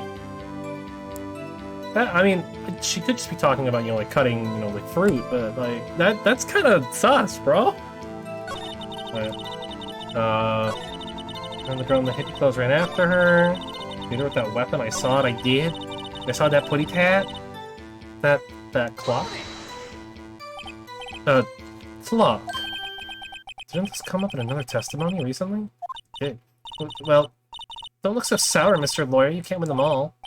No, but I have a feeling I'm onto something now. How did you know it was a clock when it was presented as a statue? Miss May, what you said just now was quite revealing. Revealing? Ooh, you'd like that, wouldn't you, Mr. Naughty Lawyer?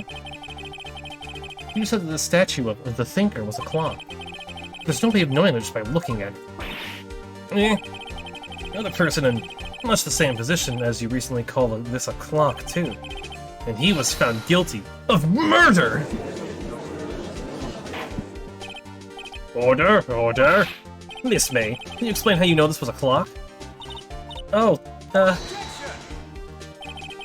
witness saw the murder with her own eyes. That's all that's important here. The defense is trying to confuse the issue with trivial concerns. Yes, of course. We'll withdraw your question, Mr. No! Questions are all I have, Your Honor! As you may recall, I've caught murders with these questions before. Well, only once. Objection sustained. You may continue to question the witness. That was close. You'd stop me there, the trial would be over. Huh? What? So, what happens now? What happens now is you answer my question. How did you know it was a clock? What? That's... because I heard it. Yeah, I heard it. It said the time. So you've been to the law offices of Fay & Co? No, hey, I didn't say that. Why would I go there? I heard it from my hotel room. The law office of Fay & Co, where the murder took place, is very close to the hotel. She could easily have heard the clock. Well, Mr. Wright, are you satisfied? Hell no. No, Your Honor. Can't give up now. I'm not satisfied because... it couldn't have even rung! Your Honor, members of the court. It is inconceivable that the clock in the question rang. It's empty. That clock is missing its clockwork. How could you possibly? Just take a look, right now. Oh. See anything interesting, Your Honor? It is as the defense says. This clock is missing its clockwork. It's quite empty. Mr. Wright, would you care to explain to the court the meaning of this?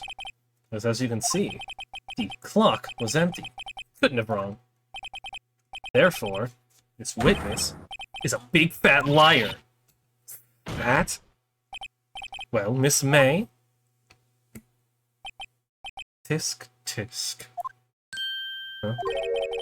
Quite a show you've put on for us, Mr. Wright. Yeah, right. Great wording, Phoenix. He knew the clock was empty. Somehow he knew? I'm afraid you've forgotten one thing, however. Indeed, the clock is empty. As you say, it can ring. However, you must ask, when was the clockwork removed? It was after the witness heard the clock, and there's no contradiction. That is true. That is a possibility. The clock might have been emptied after she heard it. And that is exactly what happened, Your Honor. Well, Mr. Wright, can you prove when the clockwork was removed? Impossible, of course. I have proof. What? Wasn't it you who told me proof is everything? Well, I was listening. And now I'll show you the proof you like so much! It's in my pants! I mean, what? The evidence that proves the clockwork was moved. Whoops. Wrong button. Take that! Take that! Take a look at this. It's a very cute cell phone. Oh, you have a girly phone. Wait, this isn't my phone. Listen.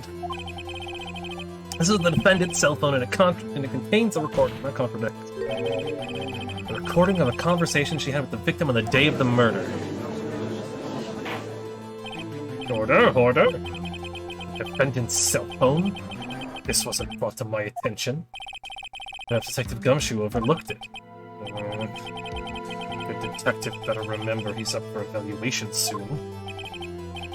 Gotta say, I'm starting to feel bad for the big fella. Let's hear the conversation. Beep. You just want me to hold on to the thinker for you, then? If you could. I should probably tell you, the clock isn't talking right now. Huh? It's not working. That's lame. I had to take the clockwork out. Sorry. September 5th, 9:27 a.m. Ow! Your Honor? I think this makes it clear the clockwork was already gone by the time this was recorded. Which was well before the witness even arrived at her hotel. There's no way she would have known.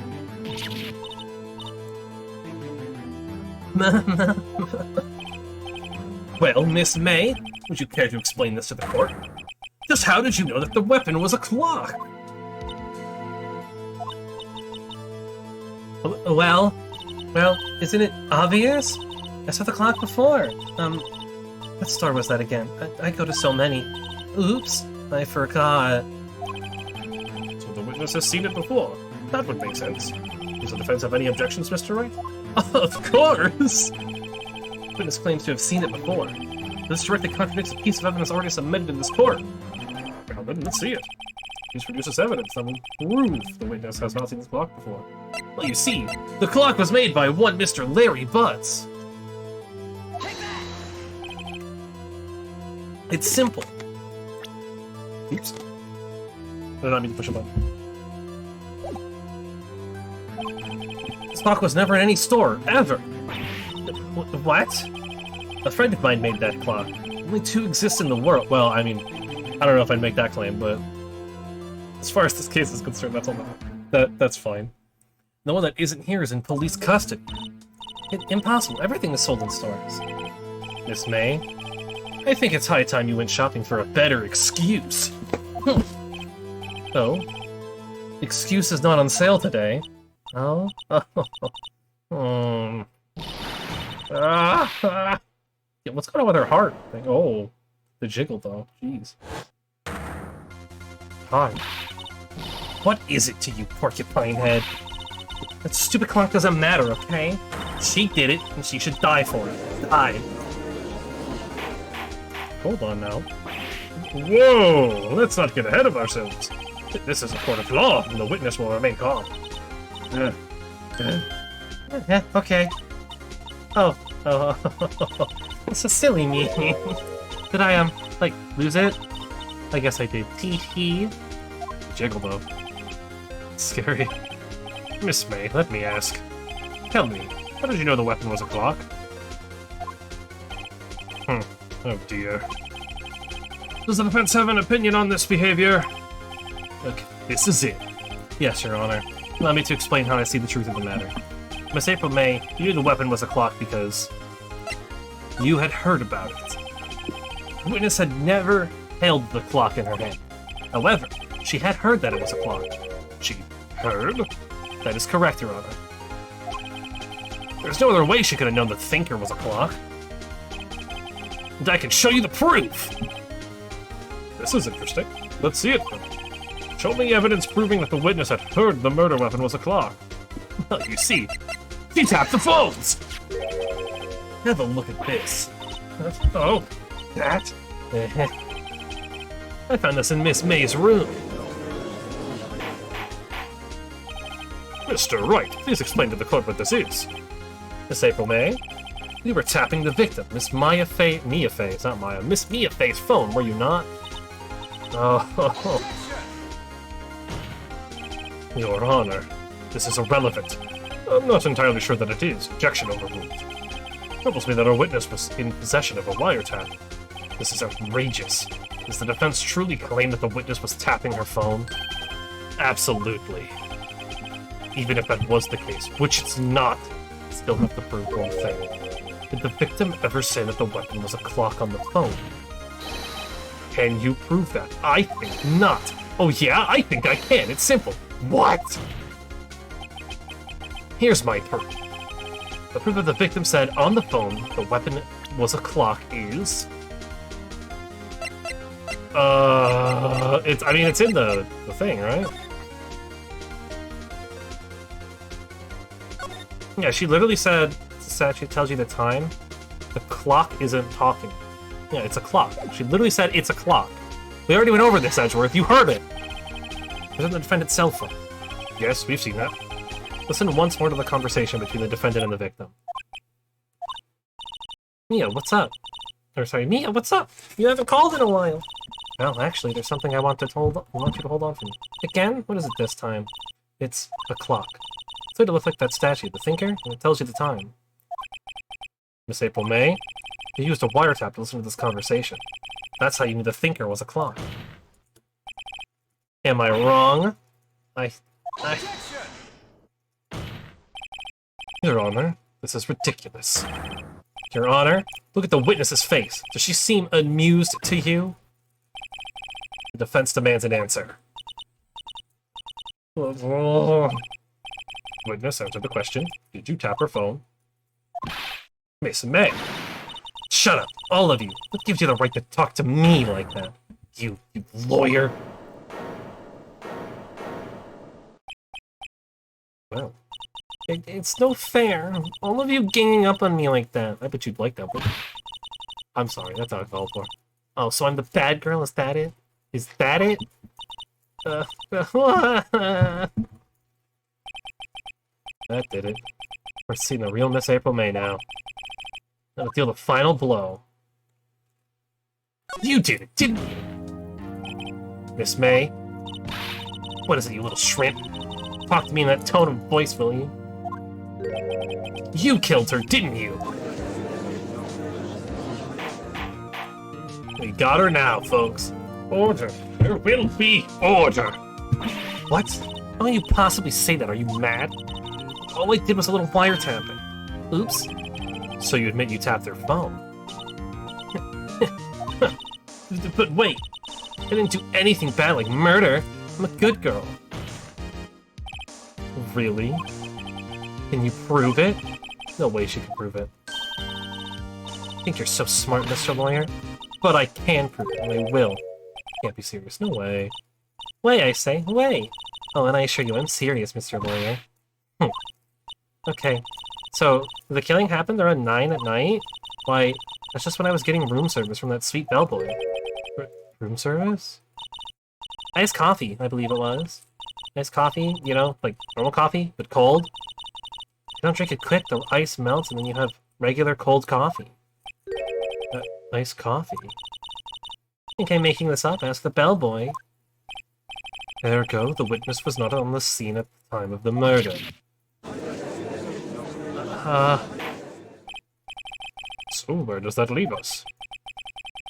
It is my great displeasure to inform you that the witness appears to have been tapping the victim's telephone.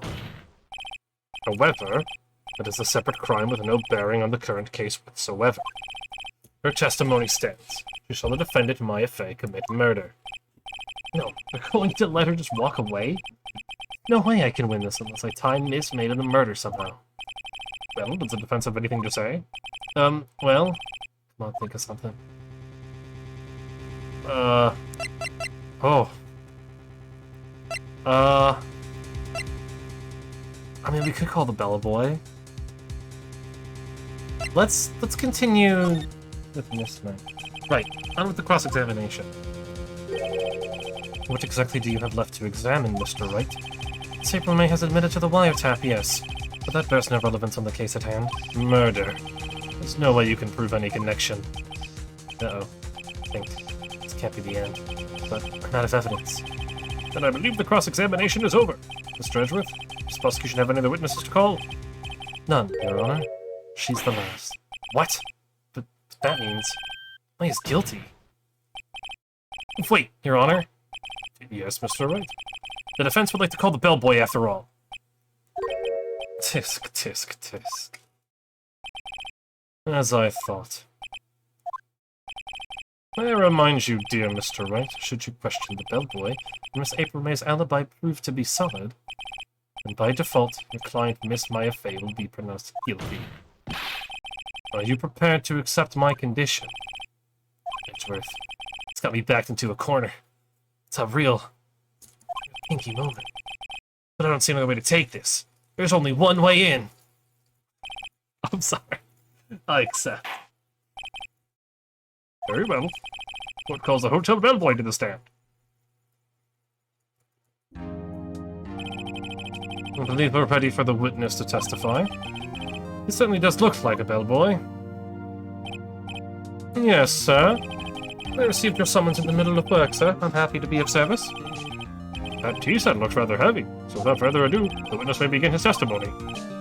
Very good, sir. Miss May's room service. I am the head bellboy at the fine Gatewater Hotel in business at 4 generations. Four generations. I believe I received a call after 8 in the evening. Oh, why does he have? Because he has to keep it on him at all times. Part of the job.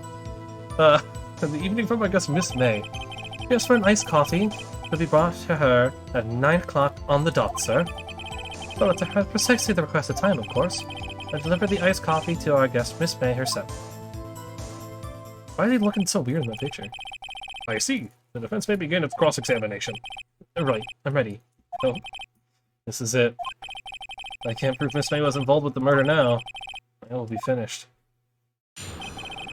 Miss May's room service. Head bellboy. No one really cares. Should we call it 8 in the evening for, I guess, Miss May? She didn't get back until 9. Are you sure it was Miss May on the phone? Absolutely, sir. How can you be so certain? I checked Miss May personally, sir. Not only did she oh my god. Oh. Not only did I see her in all her stunning radiance, I also heard her voice. Then I saw them, and I... The point being, I remembered her quite well, sir. Yes. What then? We're not persecuting, he's a witness. We're just checking his testimony, it's fine. 9 o'clock on the dot. 9 on the dot, you say? Yes. I confirmed that detail several times. She was watching a program on the TV and wished to drink after she finished, sir. 9. Time of the murder. Brought it to her precisely as requested. Well, and delivered the iced coffee to our guest Miss May herself. You are sure that it was Miss April May herself? Absolutely, sir. Absolutely. Yes, sir. As in, so very absolutely, sir. It's an endearing mannerism of mine. How come you're so very certain? Well, when I brought the room service, sir, the guest, sir, favored me with an embracer, sir. Embracer? Is that the French for embrace? It's French for kiss, sir. But not a French kiss, sir. More of a peck on the cheek. Why would she have done that? I believe perhaps she was momentarily swayed by a prim demeanor, sir. It was a moment I shall never, ever forget, sir. Sounds pretty fishy to me. I think Miss May was up to something and wanted the bellboy to remember her. It's no good. There's nothing here. Is that it? Oh, there's something there. Tisk, tisk. Finally, you understand. Bellboy was absolutely no reason to lie. Has no reason to lie. Now. If you have any decency, we'll end this rather tedious cross-examination here. It was a bit tedious. Oops. Don't mind me, just wrong menus, you know how it is. Old man. Just may leave the stand. I can't let this happen, can I? Protest.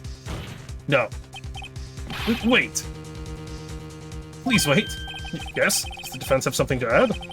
One last question. Let me ask one last question. Your Honor, I must object. The charade of justice has gone on long enough. Now, Mr. Edgeworth. Alright, Mr. Wright. Let me give you one more question. That's all. Okay. This is really it now. This is my last chance. What do I ask him about? Edgeworth? Do I ask him about Edgeworth's nice coat? Probably room service, right?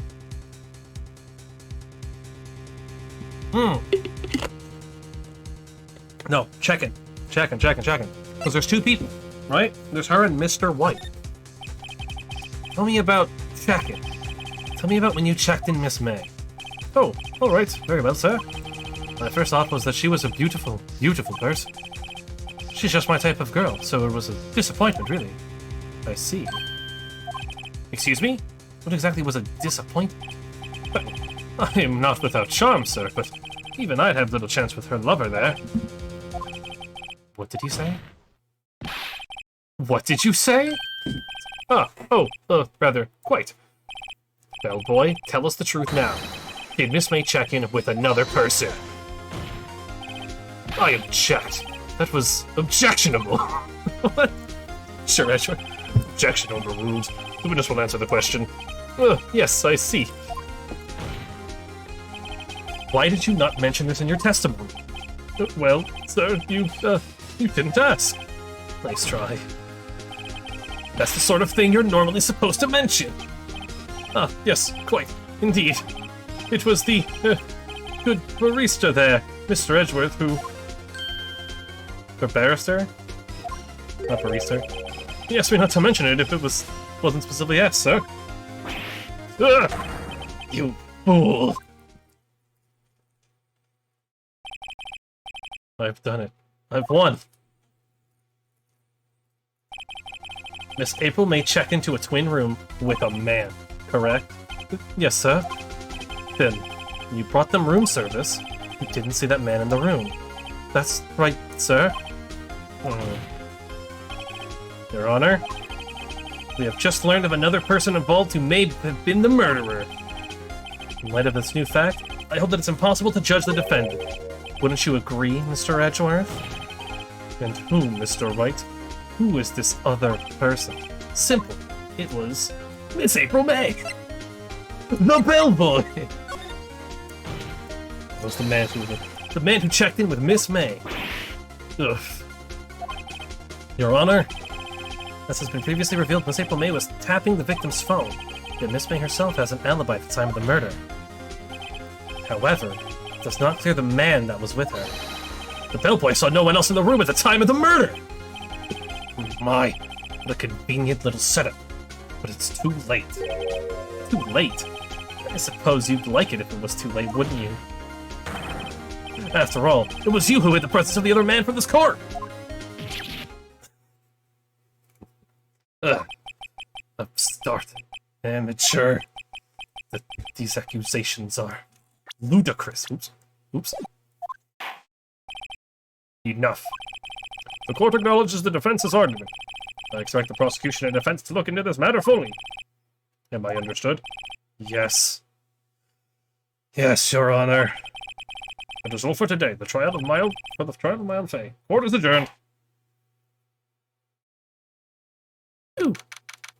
November 7th, 2:24 p.m. District Court. Defendant lobby number 1. Mr. Wright! You were amazing in there! Really?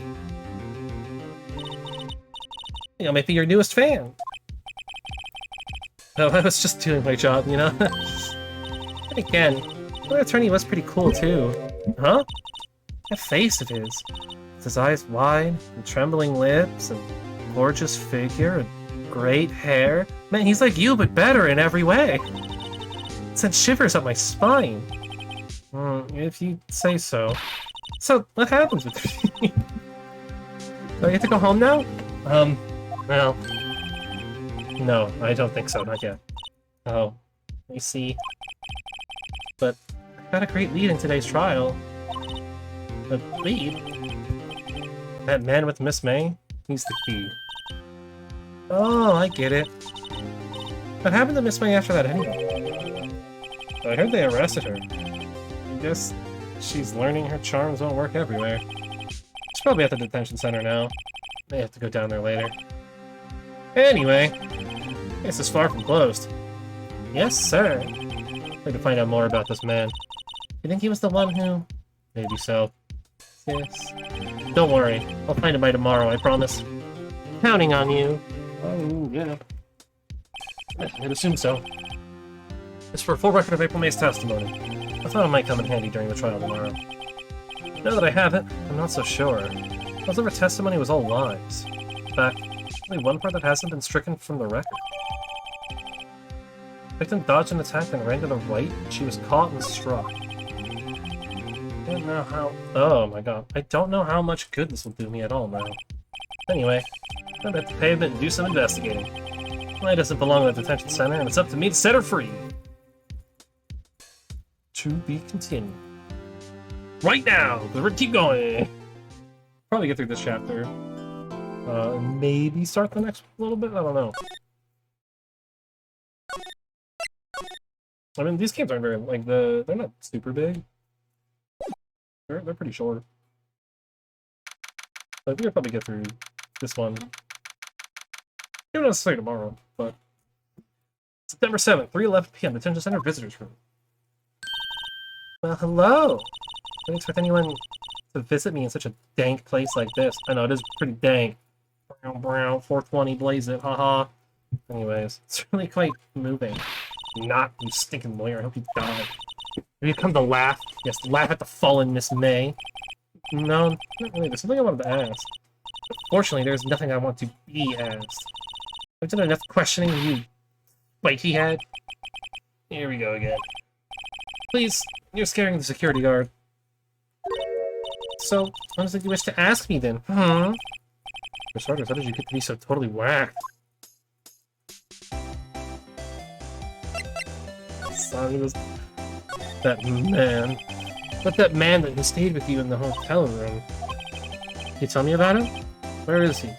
Come on. No way, Jose! Maybe that's something to get her to talk. I got a feeling she's not gonna want to answer anything, so let's just not even bother, because we don't really have anything to make her talk.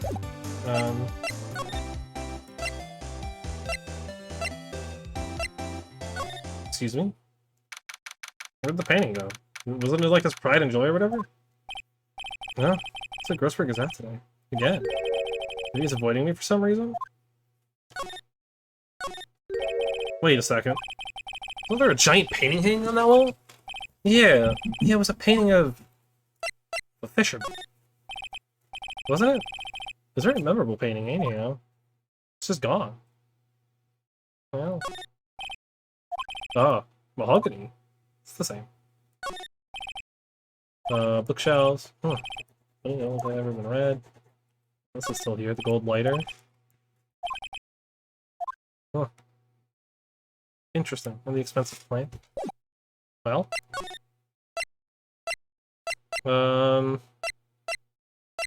Perhaps the hotel? Number 7, Gatewater Hotel, room 303. Ah, welcome, sir. At the performance today, if I dare say so myself. Oh, thanks. Sorry for putting you on the spot like that. No, no, not at all, sir. Your efforts today can only help the Gatewater's rep, as they say. Oh, rep. That splashed right back at me. That's fun. Yes, our reputation will swell as the hotel where the murderer used to wiretap. People don't want that. We can charge a premium for the room, of course. It'll be great for business, sir. But I don't know if I'd want that. This man hasn't been charged with murder. I, too, will become famous. The bellboy who brought the murderer iced coffee. Why do I feel like we're both stuck in the same bad dream? So, you are our honored guest. Please let me know if there's anything I can bring you. Some information about Miss May. Capitalist? I don't know if anyone wants that though. Like, why would you spend extra money? Yes, this is the room where you know, famous actor whoever was stabbed and killed. And it can be yours for $10,000. You can stay here for half of a night. Wow. Isn't that just an amazing deal for you? Man, maybe you'll get murdered in here too. Oh, her. Sir, not to boast, but near the moment I saw her, she'd do it, I said. Do what? I think the most suspicious person here is this guy. And she'd do someone, that's for sure. I want to ask you about the man who was with this man. Ah, yes. He struck me as a real lady killer. Pardon the expression. Get it? I knew it from the moment I saw him, sir. He and I are on the same ilk. We both carry the scent of danger. There we are, in total agreement, Mr. Psycho Bellboy. Get a photo of that man. I'm pretty sure I can identify him. Photo? Dude, tell me about this hotel? Absolutely. On that subject, I have an excellent idea, sir. Currently, this hotel is known as the Gateway. I propose that we add a subtitle. Subtitle? Gatewater Hotel. Murder Manor. Well, what do you think? Sounds great. Whatever floats your TSAP. Huh? Still screwdriver stuck in a drawer. Ah, please leave that. Okay, sir. That is the Drawer of Terror hiding place of the murderous wiretap. It's set to become the most popular attractions here. This guy's serious. I don't believe it. Ah, a still scene painting. Wait, shouldn't that be still life? Whatever. What else is hanging on the wall? Probably nothing here then, right? A simple bed. It's been recently made, nothing eye-catching here. Nice weather again today. Through the Fankled offices, of course. Ah, yes, we plan to install a telescope in the window, of course. $5 will earn you 3 minutes of a view to kill. Or view to a kill. Just kidding, sir. By the look in his eyes, I'd say he was more than serious. Oh, 2 glasses resting on the table? Why didn't they clean this up by now? Ah, I beg your pardon, sir, but if you could please refrain from touching those. It's part of the decor. I call it the last drink before murder. It'll be famous. The talk of the hotel industry. Alright. You're kinda crazy. We'll come back another time. You again? You just got hit and sticked on? Hey, the only reason I'm back here is because you won't talk to me. Oh, so it's my fault now? I just have spiky hair. You also have a spiky heart. That does it. When this case is done, I'm shaving my head. No, don't do that. You have great hair.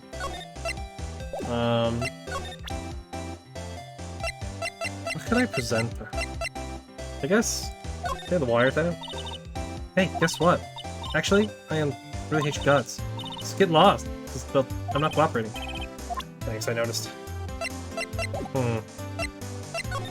How about we go back to Fangco? Number 7, Fangco Law Offices. Looks like Friends is taking the day off today. Put some gumshoes nowhere in sight. He just really gave this place a workover.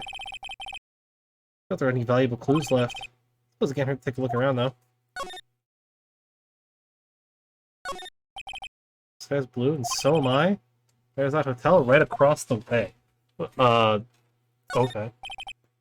Mia's favorite potted plant? Guess I'll have to water it now. Mia's desk, perfectly clean as always. The only thing it's missing is Mia. Well, that's sad. You could create more legal books in here if you wanted to. All the cases that the chief worked on are filed here. Some of the files missing? Nah, I'm imagining things. An old movie poster. Apparently, this was the first movie that made Mia cry when she saw it. Let's check it out one of these days. Should ignore the fact that you literally just said that maybe something's missing. Is Grossberg here? No. What? Hello?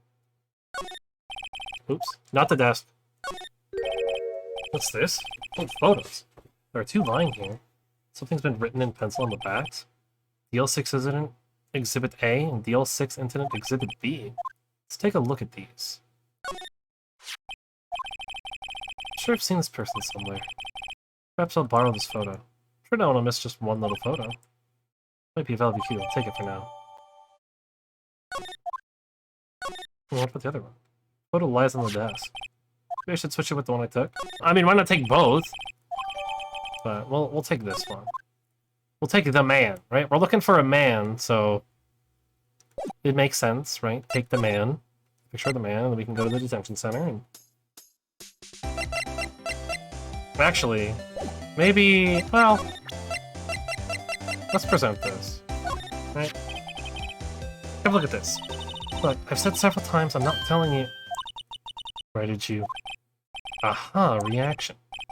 This is him, isn't it? What? Who? When? Why? It is him. This is the man who stayed at your hotel room the night of the murder. No, that's not right. Nice try, Miss Cooperative. Do you have proof that it was him? Yeah, proof? Show me proof. I'm so close. Alright. Well, that's our man. So what do you have to say about him?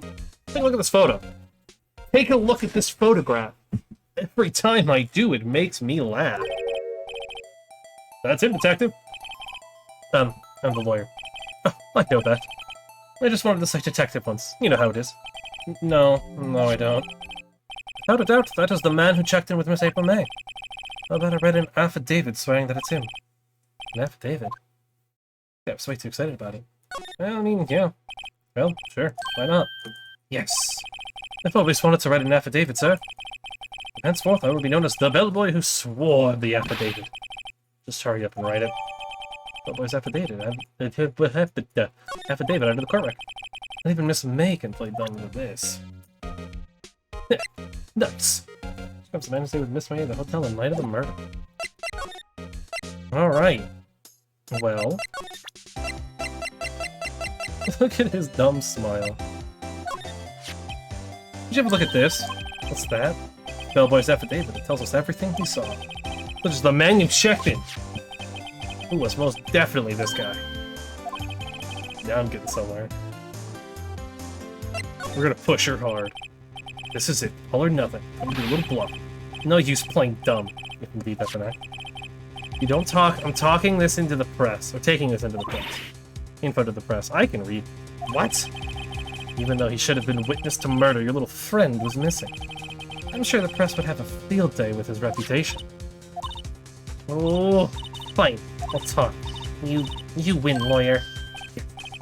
Man, that felt good. Great to be alive. How are you pumping your fists in the air?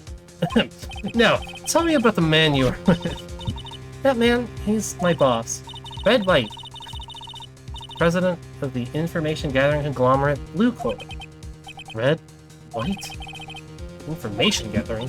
Well, I suppose you could call it a detective agency. This is the man that was with you on the night of the murder. I'm scared to talk. I don't want to end up like her. It's okay, I'll just ask Mr. White himself. Can you tell me where Blue Corp is located? Mr. Red White, at last. Finally, a lead on this guy. April May couldn't have done it, that leaves him. Take action. Bellboy's affidavit, discard. Alright. Well, I don't know why we discarded that.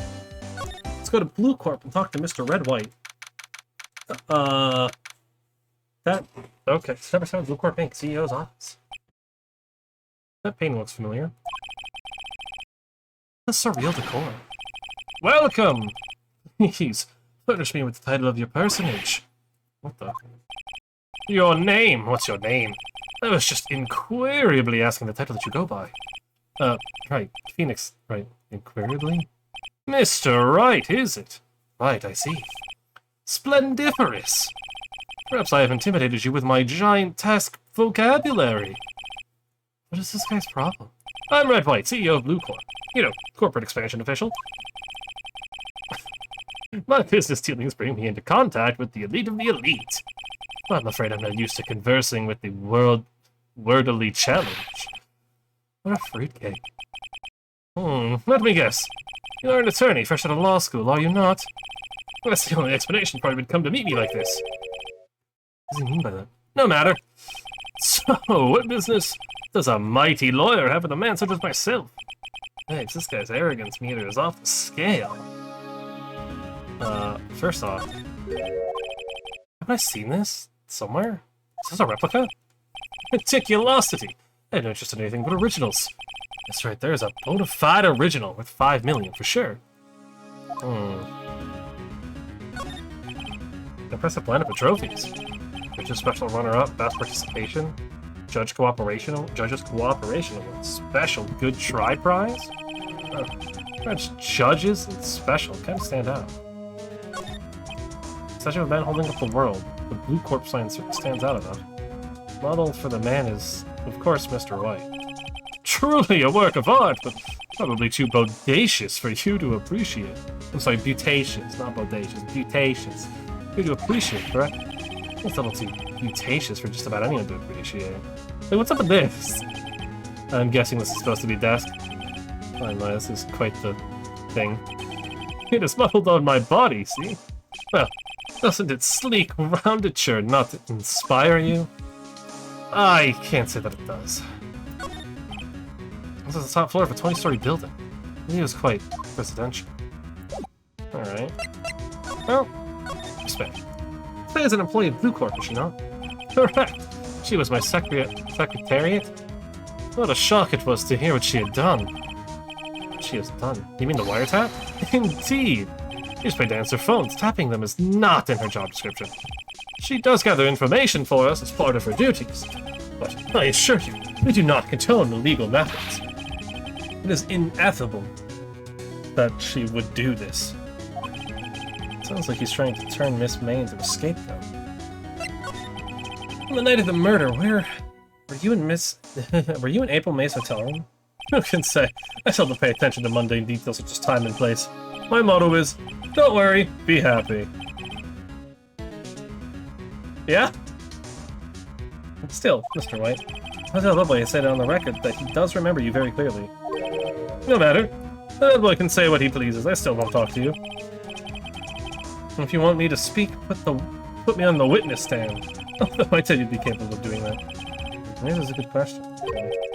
Why didn't the prosecution call him as a witness? They should have seen the same thing as April May. Oh, the police, the courts. To me, they are mere toys. Things for my amusement. What a company is Blue Corp anyway? Ah, excellent question. We buy and sell various kinds of information. They're a company of the future, you might say. We are the future. Sell information? In just 10 years, I've built this business up to the grand office you see now. In case you were wondering, Blue Corp was named after the color blue. I, Red White of Blue Corp, as founder and CEO, named it so. And why you ask? Because I like the color blue, of course. Fantabulistic, is it not? Yep. He called it Blue Corp because his name is Red White. So it can be red, white, and blue. That's it. That's the reason. There's something that bothers me. Yes, what might that be? That big painting on the wall over there? Say, when did you get that painting? No idea. I forgot. I've seen that painting before. Yesterday, in fact. Why did I find that painting here today? Mr. Wrong, was it? Right. It appears you do not fully grasp your position here. I ask again. Who are you? A lawyer? No, my feeble friend. A mere lawyer. Worth nothing. Zilch. Zippo. Nada. Just like that sorry excuse for an attorney. Grody burger. What? Ugh. Uh, he punched me. Mr. Lawyer, what will you do, eh? Charge me with assault? Charge away, I welcome it. Or it is you who will be found guilty. What? Heed my exposition. The police, courts, they all do my bidding. So you say. But I wonder, is that kind of control really possible? I don't expect you to understand. It was a world beyond your compensation. What? That's not the right word. You came here from Grodybergs, I presume? Or Grodybergs? Mr. Grossbergs? Yes. Then you must ask him, why is it that this painting of his hangs here? Perhaps then he will tell you. Perhaps he will explain how a man can live a life... Oh man. Can live life purely for personal profit. Go now. Skedaddle. There's nothing more to discuss. Well, you're not wrong. There's nothing more to discuss. So let's go talk to... Let's see what he says. Let's go talk to Mr. Grossberg. That's... Huh? Is that water coming from the shower? La-di-da, money making, I got the money making blues. Someone seems to be washing the showers. Well, what would even be? Oh, Mr. Grossberg. Hmm?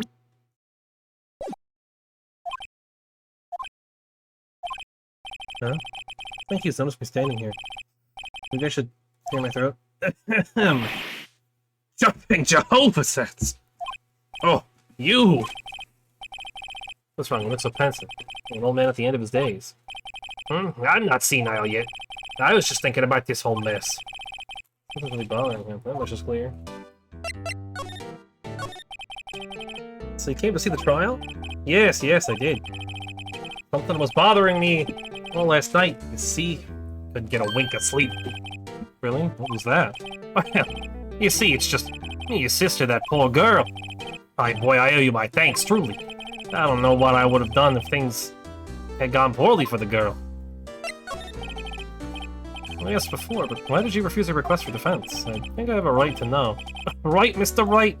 No, I'm sorry. It's just I need more time to think about it, my boy.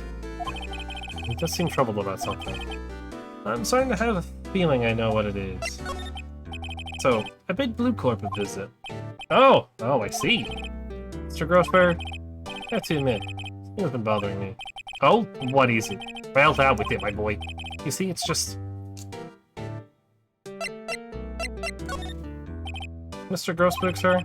There's a giant painting hanging right there the other day. Was there not? The one you said you had no intention of parting with? Oh, I saw it. Today. It was in the CEO's office at Blue Corp, Red White's office. So, you noticed. I suppose I should have guessed you would. It is a large painting. Mr. Grossberg, I know you and Mr. White are connected somehow. Connected, you say? Yes, I know what it is. You're lovers! But I am wordily challenged, if I'm being honest. I didn't see that one, though. Mr. White has something on you, doesn't he? Blackmail? I think that painting is fairly gaudy proof. Very well. This may be the chance I've been waiting for. Maybe it's time to get this off my chest so I can finally rest easy again. After all, you were me as understudy. Perhaps it was fate? What's he talking about? Red White is a man who makes his living through intimidation. Blue Corp is a company that excels in finding people's weaknesses, I'm afraid. I've been paying them for 15 years now. 15 years? All because of the DL6 incident, as you may have guessed. Name at the back of those photographs. As you suspected, I could not stand in defense of Maya because of this. White would have destroyed me if I did. So that's the connection. It is hard for me to tell you this, my boy.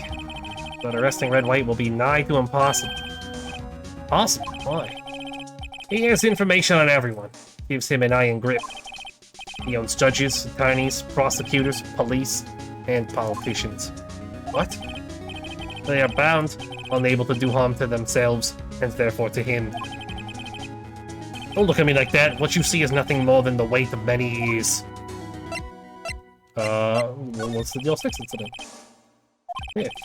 DL6 is nothing more than the sort of code the police gave the case. It was 15 years ago now. I received a request from a medium. Spear medium. Medium? The name was Misty Fey. Fey?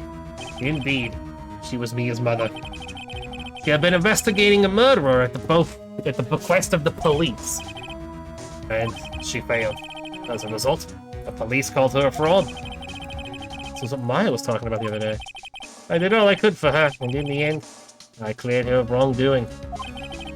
That murder case, however, remains unsolved to this day. That case is the DL6 incident. Ugh. Why were you blackmailed over this, Mr. Grossberg? The DL6 incident was top secret at the time. Made sense. Police didn't want people to know they were using a medium. They couldn't let people know. One person found out. I told him. You told White? He offered me riches. It is an embarrassment to me now. And as I talked, the police were marked far and wide. In secret, they began looking for the one who sold them out. Of course, White heard about it, and he came to me. Only this time, the offer was blackmail. I see. White controls the law of this country as he sees fit. Yet, if you would still challenge him, have a close look at Mia's office. Mia's office? She followed his every move for years. He may have recorded something on what she found. Let's see. Thank you, Mr. Grossberger. Or Grodyberger. We'll do exactly that. We'll head back to the Fanco law offices and take a look.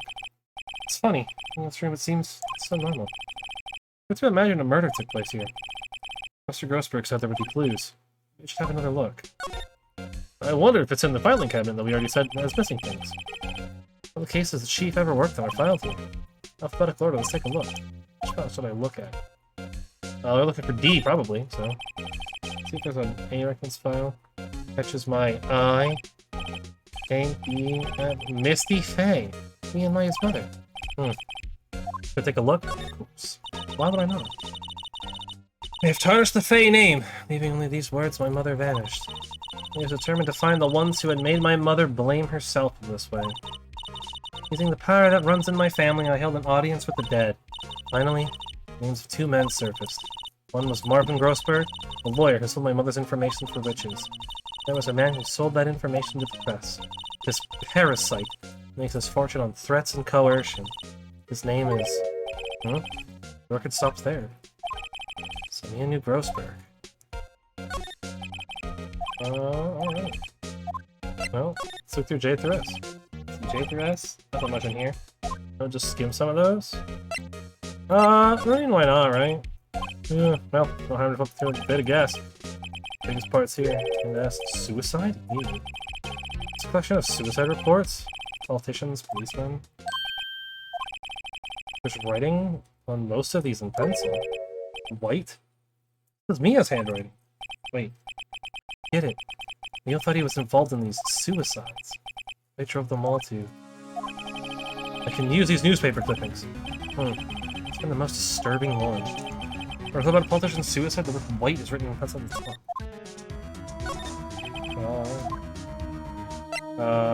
Yeah, why not? Might as well check the last one, right? You know? I know, W, white. Huh? The entire W section is missing. Was it taken? Well, that's strange. Well... Go talk to Grossman. Maybe he knows something.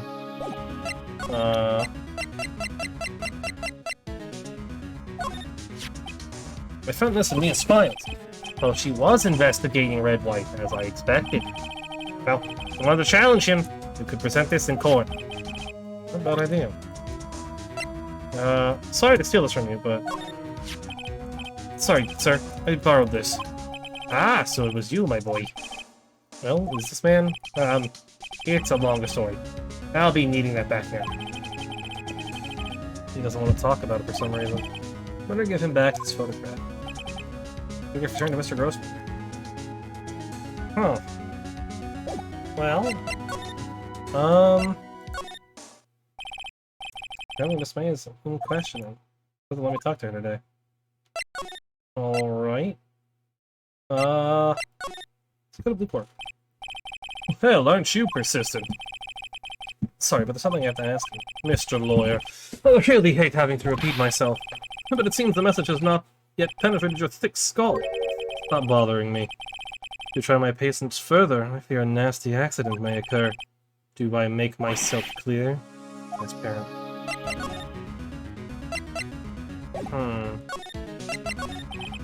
There's no point asking someone this crooked, a straight question. I need some evidence I can use as ammo. What's wrong? Is something stuck on my face? Why, yes. There's my eyes, and my nose, and my mouth. But of course I jest. You need not restrain your mirth, my friend. It is okay to indulge in my cosmopolitan sense of humor. I will not think less of you. I don't think the newspaper clippings are quite enough of a tie, but... Instantly, clue left! Better make this last one count. Mr. White, see this? It's an article describing the suicide of a politician. He was embezzling secret government funds. Then, one day, word got leaked to the press. The very next day, he took his own life. And this concerns me, how? This article in Mia's office. Miss Mia? I had a file with articles like this. Every one of them was labeled with a single word. White. Mr. White, I know what you did to this politician. You blackmailed him. You were blackmailing him. Blackmail? Not just him either. You were threatening and coercing hundreds of others. You're involved in all the suicide cases that me investigating. This company's built on blackmail. I'm right, aren't I? What a bizarre accusation. Mr. Wrong. What is it that... what is it that you should be doing now? Investigating me? No. I think not. You should be searching for the one who killed Miss Mia. Secretary's office? Hello? Mr. Wrong will be leaving now. Yes, sir. I'll send someone right away. Wait a second, Mr. White. You're wrong. You're wrong, Mr. White. Excuse me. What I should be doing now is going after you. Just what are you insinuating? Mia was on to you. She was keeping tabs. For this reason, you and April made tapping her phone. Then, Mia was murdered, full of documents, but you mysteriously disappeared. So the culprit would be... Even a child could work this out, Mr. White. You did it! Secretary's office. Well, you won't be needing an escort from Mr. Wrong. Instead, please connect me to the public prosecutor's office. Of course, sir. One moment, please. White? Not you. You didn't call me at a time like this. Hello, Chief Prosecutor. I've changed my mind. I want to testify tomorrow. What's this about? The Mia Fey case. I witnessed the murder, you see, and thus, as a very important witness, I would like to testify. But why now? You said you didn't want to go to court. Why, dude? I told you I changed my mind, didn't I? Oh, and one other thing. Send the police over here right away. The man is standing right in front of me. He looks dazed. It could be violent. What? What man? Are you even listening? The executioner. The hatchet man. The liquidator. The killer, man! What? Mr. White. This isn't one of those. Chief Prosecutor. I do not believe you're in a position to freely offer your opinions to me, correct? I'm telling you to send the police now. I'll not tell you, Mr. Wrong. You are a mere lawyer, as was Miss Mia. How dare you? Don't point the finger at you. You will be tried as Miss Mia's killer. This is as good as settled. No lawyer of any worth will defend you. I have friends in the local lawyers association. You'll be given a lawyer so stupendously inept they make you look... that they make even you look competent. I feel faint. Detective Gumshoe reporting, sir! Ah, Butts. Harry Butts. Right, actually, Phoenix, right. And my friend's name is Larry? Oh, right, sorry, pal. Butts was the murderer, right? No. Detective Gumshoe, I present to you the man who killed Miss Mia Fey. What? Take this despicable human being into custody. Farewell, Mr. Wrong.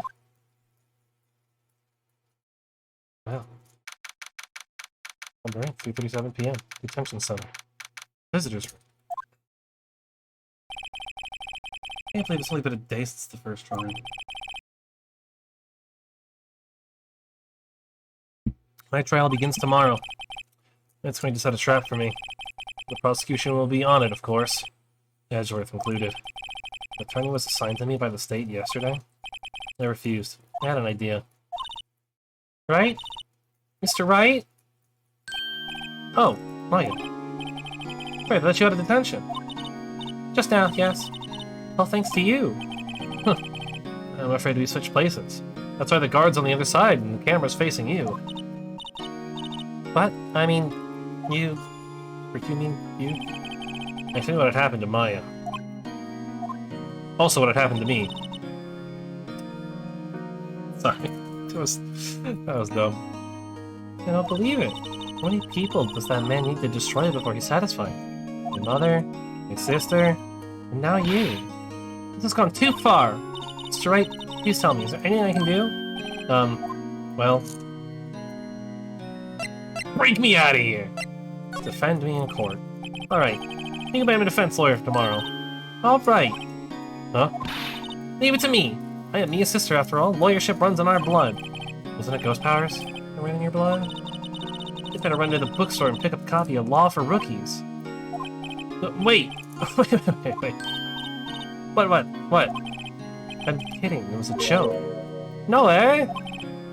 No, really, I was kidding, but thanks. It's good to know you're on my side. There really isn't anything you can do for me anyway. But I can't just sit here and do nothing. I have to give that man a piece of my mind. Just a piece? Okay. Then go to the trial tomorrow. Okay, I'll be there. I'll show them a thing or two. Oh boy. Times may change. With crime, it's the same old story. In fact, it's gotten worse. Lengthy court proceedings are no longer realistic. I think a few years ago, a limit of 3 days was put on initial court trials. Almost all finish in a day, most with a guilty verdict. Never thought I would end up on the defendant's chair for myself for this case. The true culprit appearing as the star witness. This is it. Tomorrow it's me or him. To be continued. Right now! We're gonna do the trial now, and that'll be it. That'll be the end. What a great little tune. Ace Attorney music slaps. It's all good. Every song is turning great. September 9th, 9:52 a.m. District Court, Defendant's Lobby number 1. Well, I guess this is it. Yeah. One way or another, this case gets decided today. Ah, Phoenix, look. Edgeworth? Prosecutor Edgeworth? I received a call from the Chief Prosecutor's office yesterday. I was told that whatever Mr. White says today will be the absolute truth. No matter how you try to attack his testimony, if I raise an objection, I have it on good faith that the judge will listen to me. Does White have it? What? Does White have the judge in his pocket too? So, you're saying I'm going to be guilty? End of story? I will do anything to get my verdict, Mr. Wright. Anything. Why? Why? How can you torment an innocent person like this? Innocent? How can we know that part? Or how can we know that? The guilty will always lie to avoid being found out. There's no way to tell who is guilty and who is innocent. All that I can hope to do is get every defendant declared guilty. So I make that my policy. Edgeworth, you've changed. Huh? Phoenix, you know him? Don't expect any special treatment, Phoenix, right? Phoenix? Well, court will be starting soon. What? Wait! Defense attorney isn't even here yet. They're not... I'll be defending myself. What? For real? Hey, let's do this. I call myself to the stand. So me! Where were you at the time of this murder? Well, you see, I was on my way to the Bank law offices. We were supposed to be getting dinner that night. Alright. Court's now in session for the trial of Mr. Phoenix Wright. Prosecution is ready, Your Honor. The defense is ready, Your Honor. Mr. Wright, are you sure of doing this? Yes, Your Honor. I'll be defending myself. Understood. Very well, Mr. Edgeworth. Your opening statement, please. The details of the event are already quite clear to the court. Today we will hear the testimony of a witness to the defendant's crime. Oh, I see. Prosecution may call this witness. Oh, far too smoothly. Didn't the judge ask Esworth why his witness didn't testify before? It's like he already knows why. Anyone's going to raise an objection about this? I suppose it's me. Mr. Edgeworth, no an explanation to the court. Why did this witness testify in the trial against Miss Maya Fey? I'm ever so sorry. Mr. White is a busy man, and besides, at the time, I thought that Miss May's opinion was all that would be needed. Again, my sincerest apologies to the court. Excellent, Mr. Edgeworth. I appreciate your demeanor. Great. He gets to show off and I get nowhere? I would like to call Mr. Red White to the stand.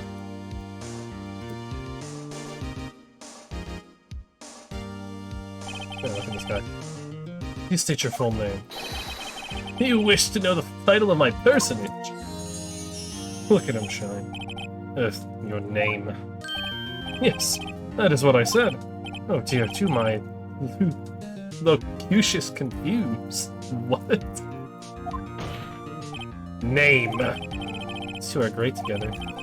My name is Red White, but my friends call me Blanco Nino. I am the CEO, or to use a more common term, the president of Blue Corp. Did you know the victim, Miss Mia Fey? That would be a negatory. No, I did not. We were at the Gatewater Hotel the night of the murder. Correct. And you witnessed the murder from there. Why? Tell you what. Why tell you what you already know? Very well, Mr. White. You may begin your testimony. If I can't rip this guy's testimony apart, I'm done for. I do always feel like it's the end of the world and I'm the last man standing. I hope you have made your peace with God, Mr. Lawyer. I don't have it, Phoenix. Witnesses account. All these voices, man, it's hard. Let's see. It was about 9 o'clock, I believe. I was quietly perusifying, that's reading to you, some papers by the window. Then I heard a bedlam coming from outside. Surprised, I turned to look at the building across the way. It was then I saw a spiky-haired man attacking a woman with long hair. He'd say the man was none other than you, Mr. Lawyer. I called Miss May over at once. She, too, was flabbergasted, of course. The victim, she ran away, but you gave chase. Finally, that was a terrible impaction, but it was all over. Thank the colonels you testify, then I'm afraid the defendant is guilty. Very well, defendant. Mr. Wright. Cross-examination. Yes, Your Honor. Witness's account. There's definitely a few things I can question about. But Maya, that's probably right. The reading. Bedlam? Bedlam? It must have been when you attacked, I assume. We see. Continue. Okay, nothing. Spiky-haired man attacking a woman with long hair. It's spiky-haired.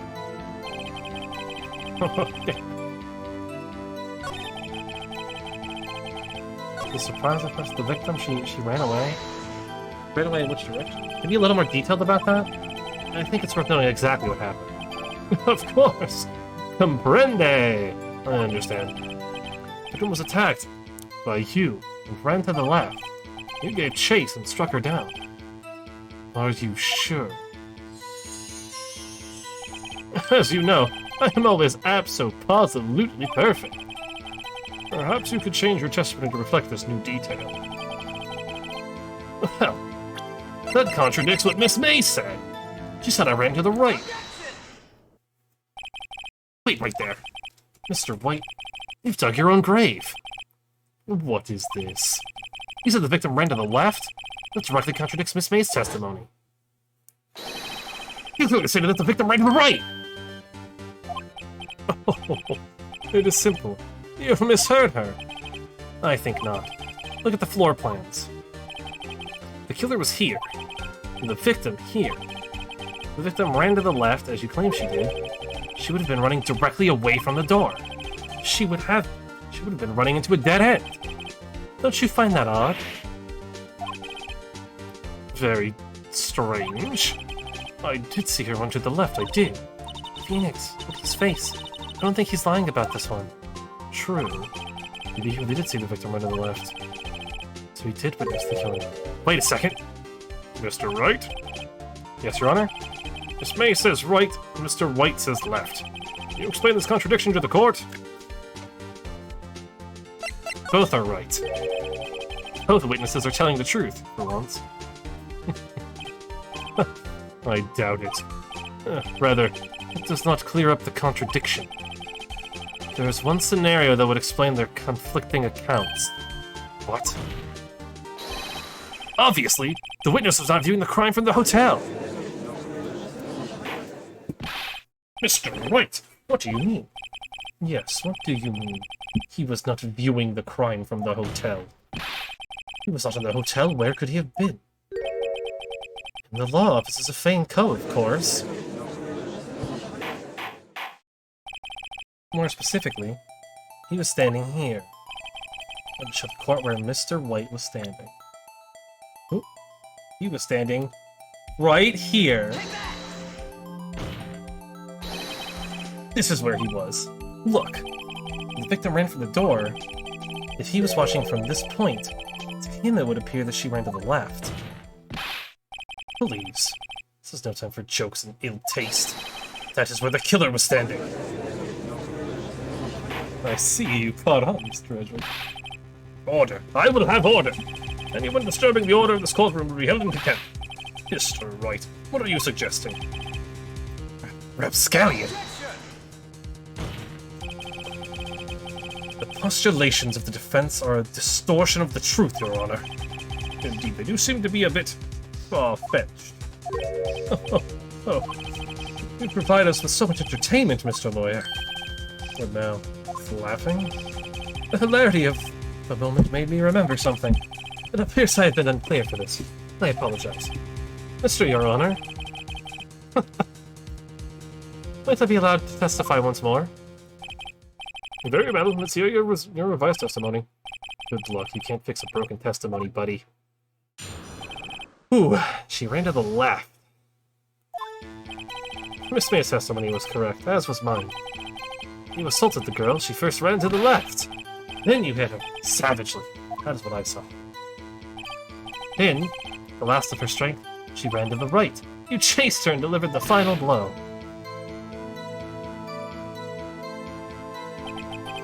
That is what Miss May saw. You see, you did hit her twice. Don't you remember, Mr. Lawyer? That does seem to make sense. Will you be cross-examining the witness's testimony? You bet I will. Yes, Your Honor. Huh. The words from someone who was in the room! That was mine. You assaulted her, she first ran to the left. And you hit her savagely.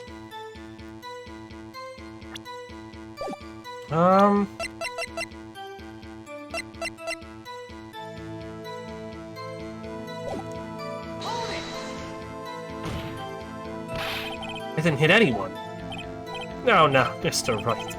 There's no point hiding things from this court. I'm not hiding anything. The prosecution requested the defense refrain from interrupting the testimony. Mr. Wright, you have been warned. Why is he mad at me? Mr. Wright, you chased her and delivered the final blow. Stop saying it was me. But it was you! Mr. Wright, claim that it was not you, then show us proof. Can I do nothing right? Nothing? May I continue?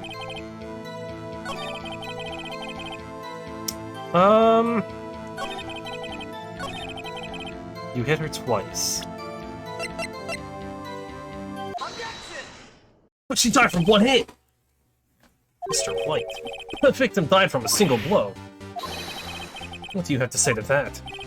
That's my chance to hit him where it counts. In the dick!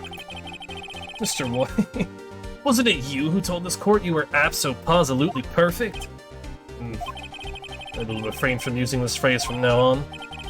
Your Honor, if you could ask the witness for a new testimony. The witness is obviously confused, Your Honor. I would like to request a 10-minute break. Yes, quite. The witness is confused because he's lying. I emphatically request that there be no break, Your Honor. Yeah, we want justice. Don't let him get away. Very well. The witness would care to revise his testimony. God's on my side. No slipping out of this one now, White. Mr. White? Oh, okay.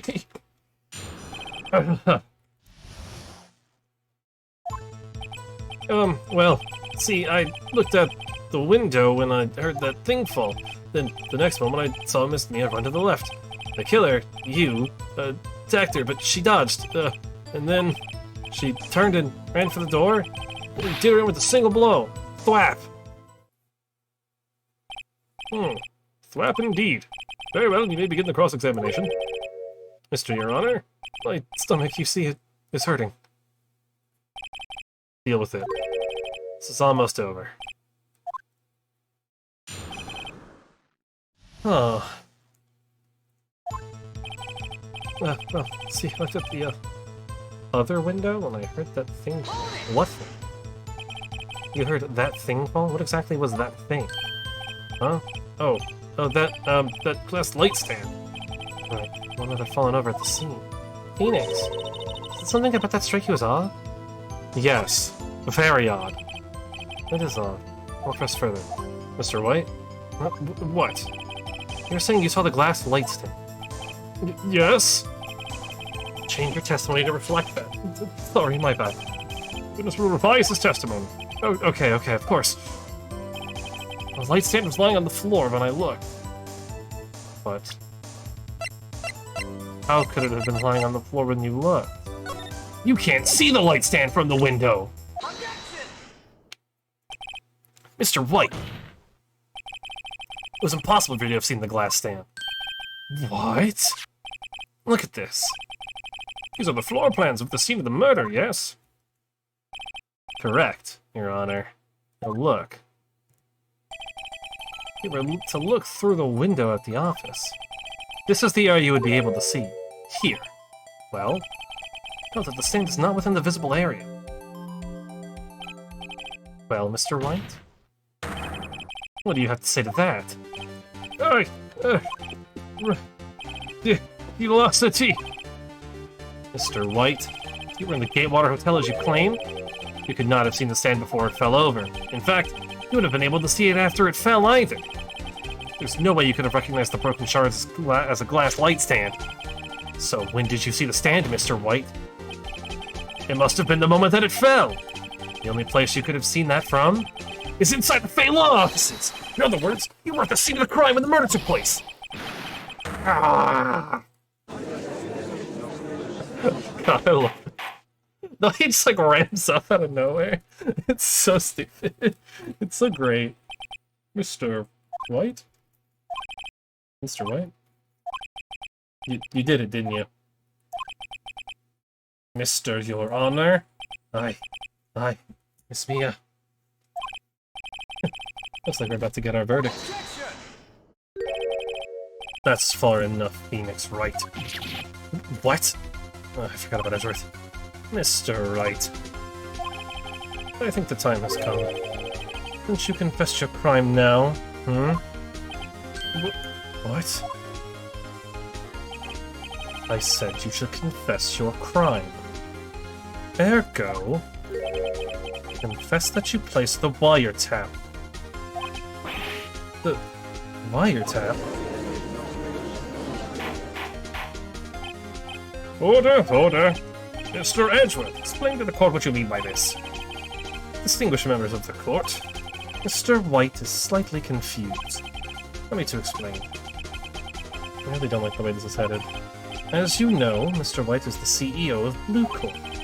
He ordered his secretary, Miss April May, to tap the law offices of Miss Fey. What does that have to do, Your Honor? The Question is, when was the wiretap placed in the office, and by who? No, you wouldn't, Mr. White. In order to place the wiretap, you enter Miss Faye's office. Am I correct? Correct! You are most correct, Miles. Give me a break. Yes, in order to place the wiretap, I reached the Fanco law offices. That is when I saw the accursed light stand. Now I'm confused. Please explain to the court what all this means, Mr. Edgeworth. Gladly, Your Honor. Mr. Phoenix Wright has made his position quite clear. Determined that Mr. White knew the glass stand was in the office. He has shown that there was only one time Mr. White could have seen the stand, at the very moment of the murder. Thus, Mr. White would like you to believe that Mr. White is the murderer. See. However, it is a fact that Mr. White had been in the office well before the murder took place. When he went to place the wiretap, he could have seen the glass light stand then. Ergo, Mr. Phoenix Wright's theory is revealed for the baseless conjecture it is. Andy, you gotta be so rude about it. Mr. White, you'll testify to the court about this wiretapping. Leave it to me. I feel faint. Wiretapping.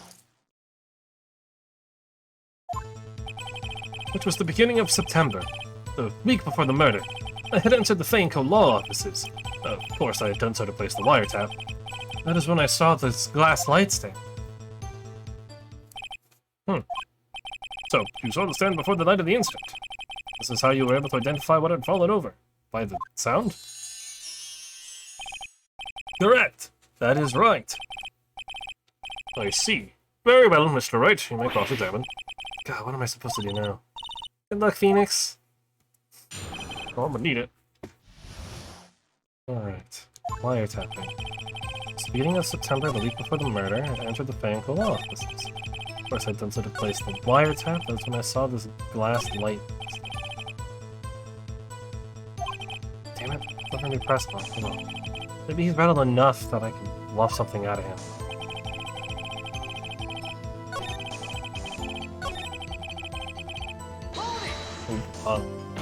How did you place it? Why did you tap me as phone? This has no bearing on the current case, Your Honor. Blue Corp is a detective agency of sorts. They have a responsibility to protect client confidentiality. Why did you notice something as innocuous as a light stand? The light stand was made entirely of glass. It was quite stylish, so I guess it made a lasting impression on me. Such a beautacious thing deserves attention, does it not? That is all. Damn it. There's nothing there for me to press on. Oh well. He's old enough that I can bluff something out of him.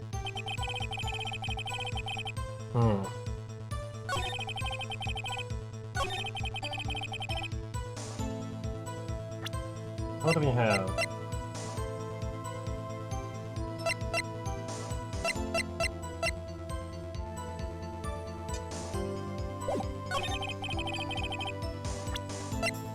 Well, we gotta throw a Hail Mary.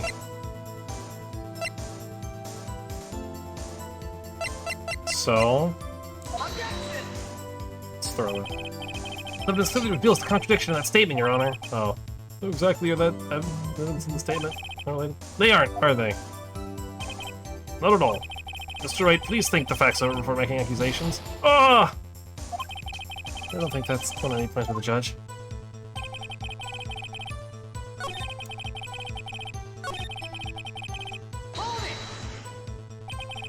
Was it really you that went to the office? Or was it Miss May?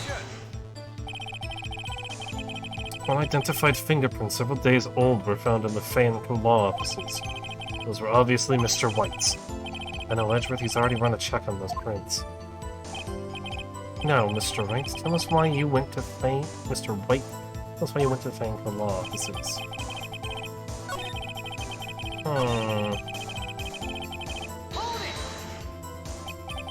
Do you have proof? Miss April May knew the details of Miss Faye's phone conversation. This proves that the wiretap was placed before the murder. Oh, right.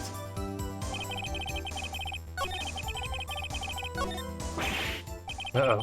Don't tell me run out of ammo. Tisk, tisk. I'm afraid that's as far as you go, Mr. Wright. The time has come for you to admit your defeat. You fought honorably. No more. I can't take this anymore. Mr. Wright, are you giving up? Yes, Your Honor. Phoenix! Phoenix, over here. I know that voice. Mia?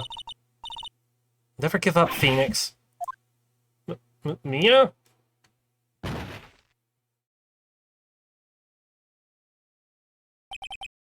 Where am I? The waiting lobby? What happened? Oh, right. I lost the trial. I was hallucinating. What? Ah, you're finally awake. Ah!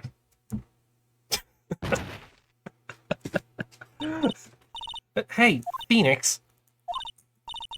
Jack? That's no way to greet an old friend. Phoenix, I want you to look at me.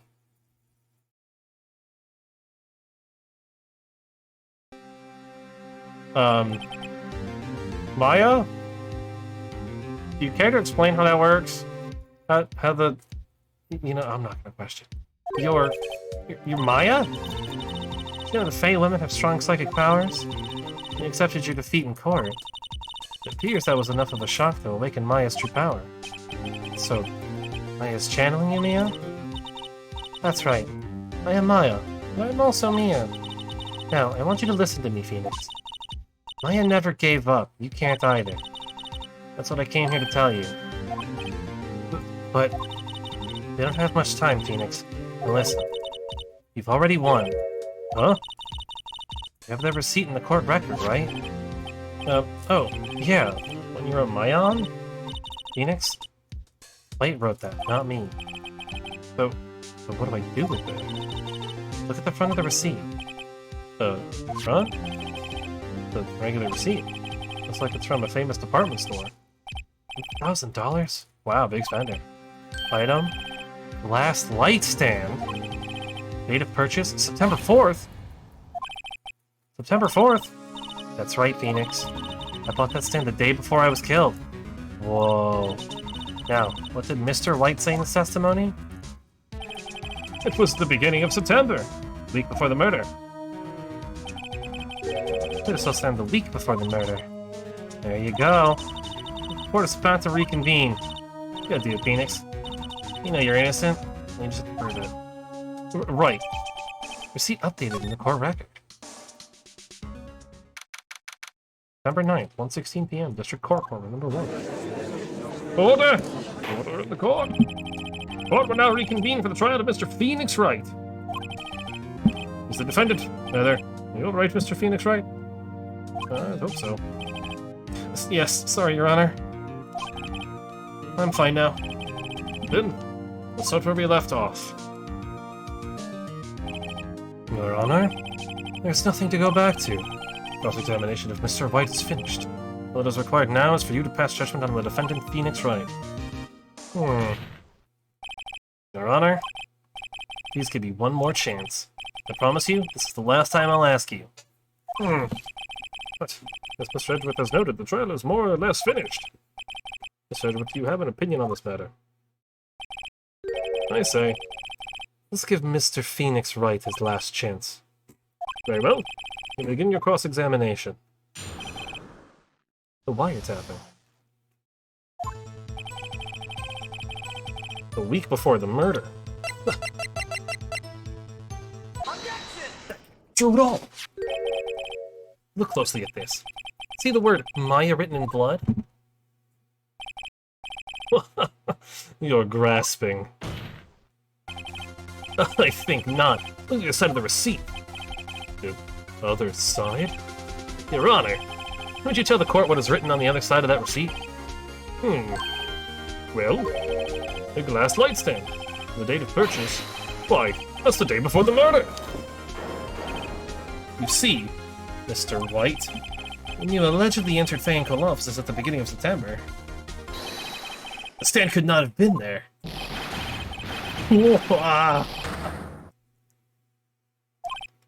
Well, Mr. White? Can't get out of this one, can you? No. It's impossible. Uh-oh, he's losing it. Well, Your Honor, I say there must be quite a bit of pressure on you. But I think you'll agree you can't judge me guilty under these circumstances. Very well. Then, that is all for the trial of... Objection! Oh? Not so fast, Phoenix, right? Eh? What? No way he can worm his way out of this one. Oh wait, I forgot. It's Edgeworth. There's a certain thread of logic to the defendant's claim. However, there's no concrete proof that Phoenix Wright is innocent. There you go. I'd like to request one more day before Phoenix Wright is granted his freedom. I need time to make one more inquiry about this matter. Another inquiry?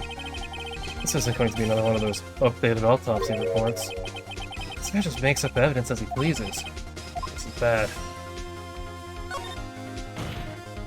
We're objecting. Mr. White's guilt is obvious, and there's no need to prolong the trial any further. Well, Mr. Edgeworth? Anyone who's going to call Mr. White the trial would be me, prosecution. I need a day to ascertain whether these new claims have any basis in factual evidence.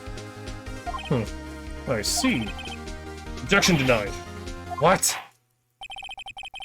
Completion of the trial of Mr. Phoenix Wright will be postponed until tomorrow. There's no telling what will happen if I can't end this now. But if they're sure to come up with or just make up something. After Mia showed up to help me and all. Mr. Your Honor, may I go home? Of course, thank you for your time. God. The witness will stay. Mia? Phoenix. Read this note out loud. Mia, what's this? Memo received from Mia. Your Honor, if I may. You're quite persistent today, Mr. White. You bet I am. My life is riding on this one. There's something I'd like to read to the court. The receipt! Take that! No. The memo Mia had given me was a list of names. Many of them sounded strangely familiar. People in finance, famous celebrities. That's what had happened. Stop! Desist! Halt! Please, stop! Make him stop! How did you get that list? Mr. Wright? Admit your guilt right here, right now. Or else this will be revealed to the press. Oh. I confess. I confess. I did it. I hit her. I hit Miss Mia with the thinker. Case closed, Your Honor. Well, there's no reason to continue the trial. Mr. Wright? Yes, Your Honor? You've done it again! That was quite a spirited defense. Yes, Your Honor. I guess you could say that. I mean, you know how spirited it was. Well, this court finds the defense... rather, the defendant, Mr. Phoenix Wright, not guilty. Yay, more confetti! Woo! We're gonna not question the part where Maya's chest just like triples in size, but, you know, that's fine. That is all. This court is adjourned. Actually, I think she's still in Mia form, isn't she? Number 9, 2:24 p.m. District Court. Defendant lobby number 1. Yep. Like, why? Like, I don't understand. Like, how does that happen? Like, it's just like... Whatever. Doesn't matter. Well, I never thought I'd be saying this again. But, congratulations. Lucky I was born a Fae. Lucky I had both you and Maya on my side. Glad you made it. Thank you, Phoenix. Just a lot to help me, and Maya. I won't forget it as long as I live. As long as you live? My time here's running out. Huh? Maya's powers are still weak. I can't stay here that long. What? No, there's still so much to say. Don't worry. Sure we'll meet again. Thief! I'm not the chief anymore. Phoenix? You come to the office tonight? Say, 9 o'clock? The office? I'll see you later. Chief. Mia! Oh, man. November 9th, 9:02 p.m. Banco Law Offices. Being here, it's hard not to think about that night. You came. Mia? I was kind of worried you might not. Of course I came. Well then. I'm pretty hungry. How about a burger? Mia? You should see your face. Mia. What are you talking about? It's me, Maya. Maya? What? Did I look like my sister? Look like you were her. Might be able to use that. Oh, Phoenix, go to the store and buy me lunch, would you? Maya, why are you here? Because of this. See, Mia wrote me a letter. Take care of Phoenix for me? Take care... Huh? She means the office. This office. Someone has to help with the new Right and Co. law offices, right? Who better but me, Maya Fey, reporting for duty. Wait, no. Second thought? Let's make this casual. Yo, Nick, Maya here. Ready to get down to business. You don't mind me calling you Nick, do you? It's a great name. You said that's what your friend Larry calls you. Nick. You know what that means. We're partners. Oh boy. You know, when I think about it, it is Maya's fault I'm here now. But, if it wasn't for her, I'd probably be in jail. Ring Co. Law Offices. It's got a good ring to it. Yeah. Thanks, Maya. Aww. And the ghost of Mia. And her two massive, enormous eyes. Good luck, Phoenix. I'll always be here, watching, with her big, ginormous eyes. Both of them. Right, okay, Nick, let's do it. Huh? Do what? Burgers, dummy! Burgers! It's a great burger joint just down the street. Come on, time's a-wasting. Okay, wait up. Oh, the end. That's it. That's Ace Attorney 1. The end. It's all over. We did it. No, there's like 5, 6 episodes in Ace Attorney 1? Oh, the Samurai one? Dude, the Samurai one's great. Turnabout Samurai is the best. So, this is when Ace Attorney starts to really become Ace Attorney. Unfortunately, we'll have to wait until tomorrow. So we will save our progress. That's it. We did it. We did it. If I hit back, does it... Okay, we're gonna do that then. It immediately starts it up, so I probably shouldn't have done that, but that's okay. Actually, well, I did just save it, so I can probably just close out. Sick. So, episode 1, part 1, I guess, whatever you want to call it, first stream, at least, great time.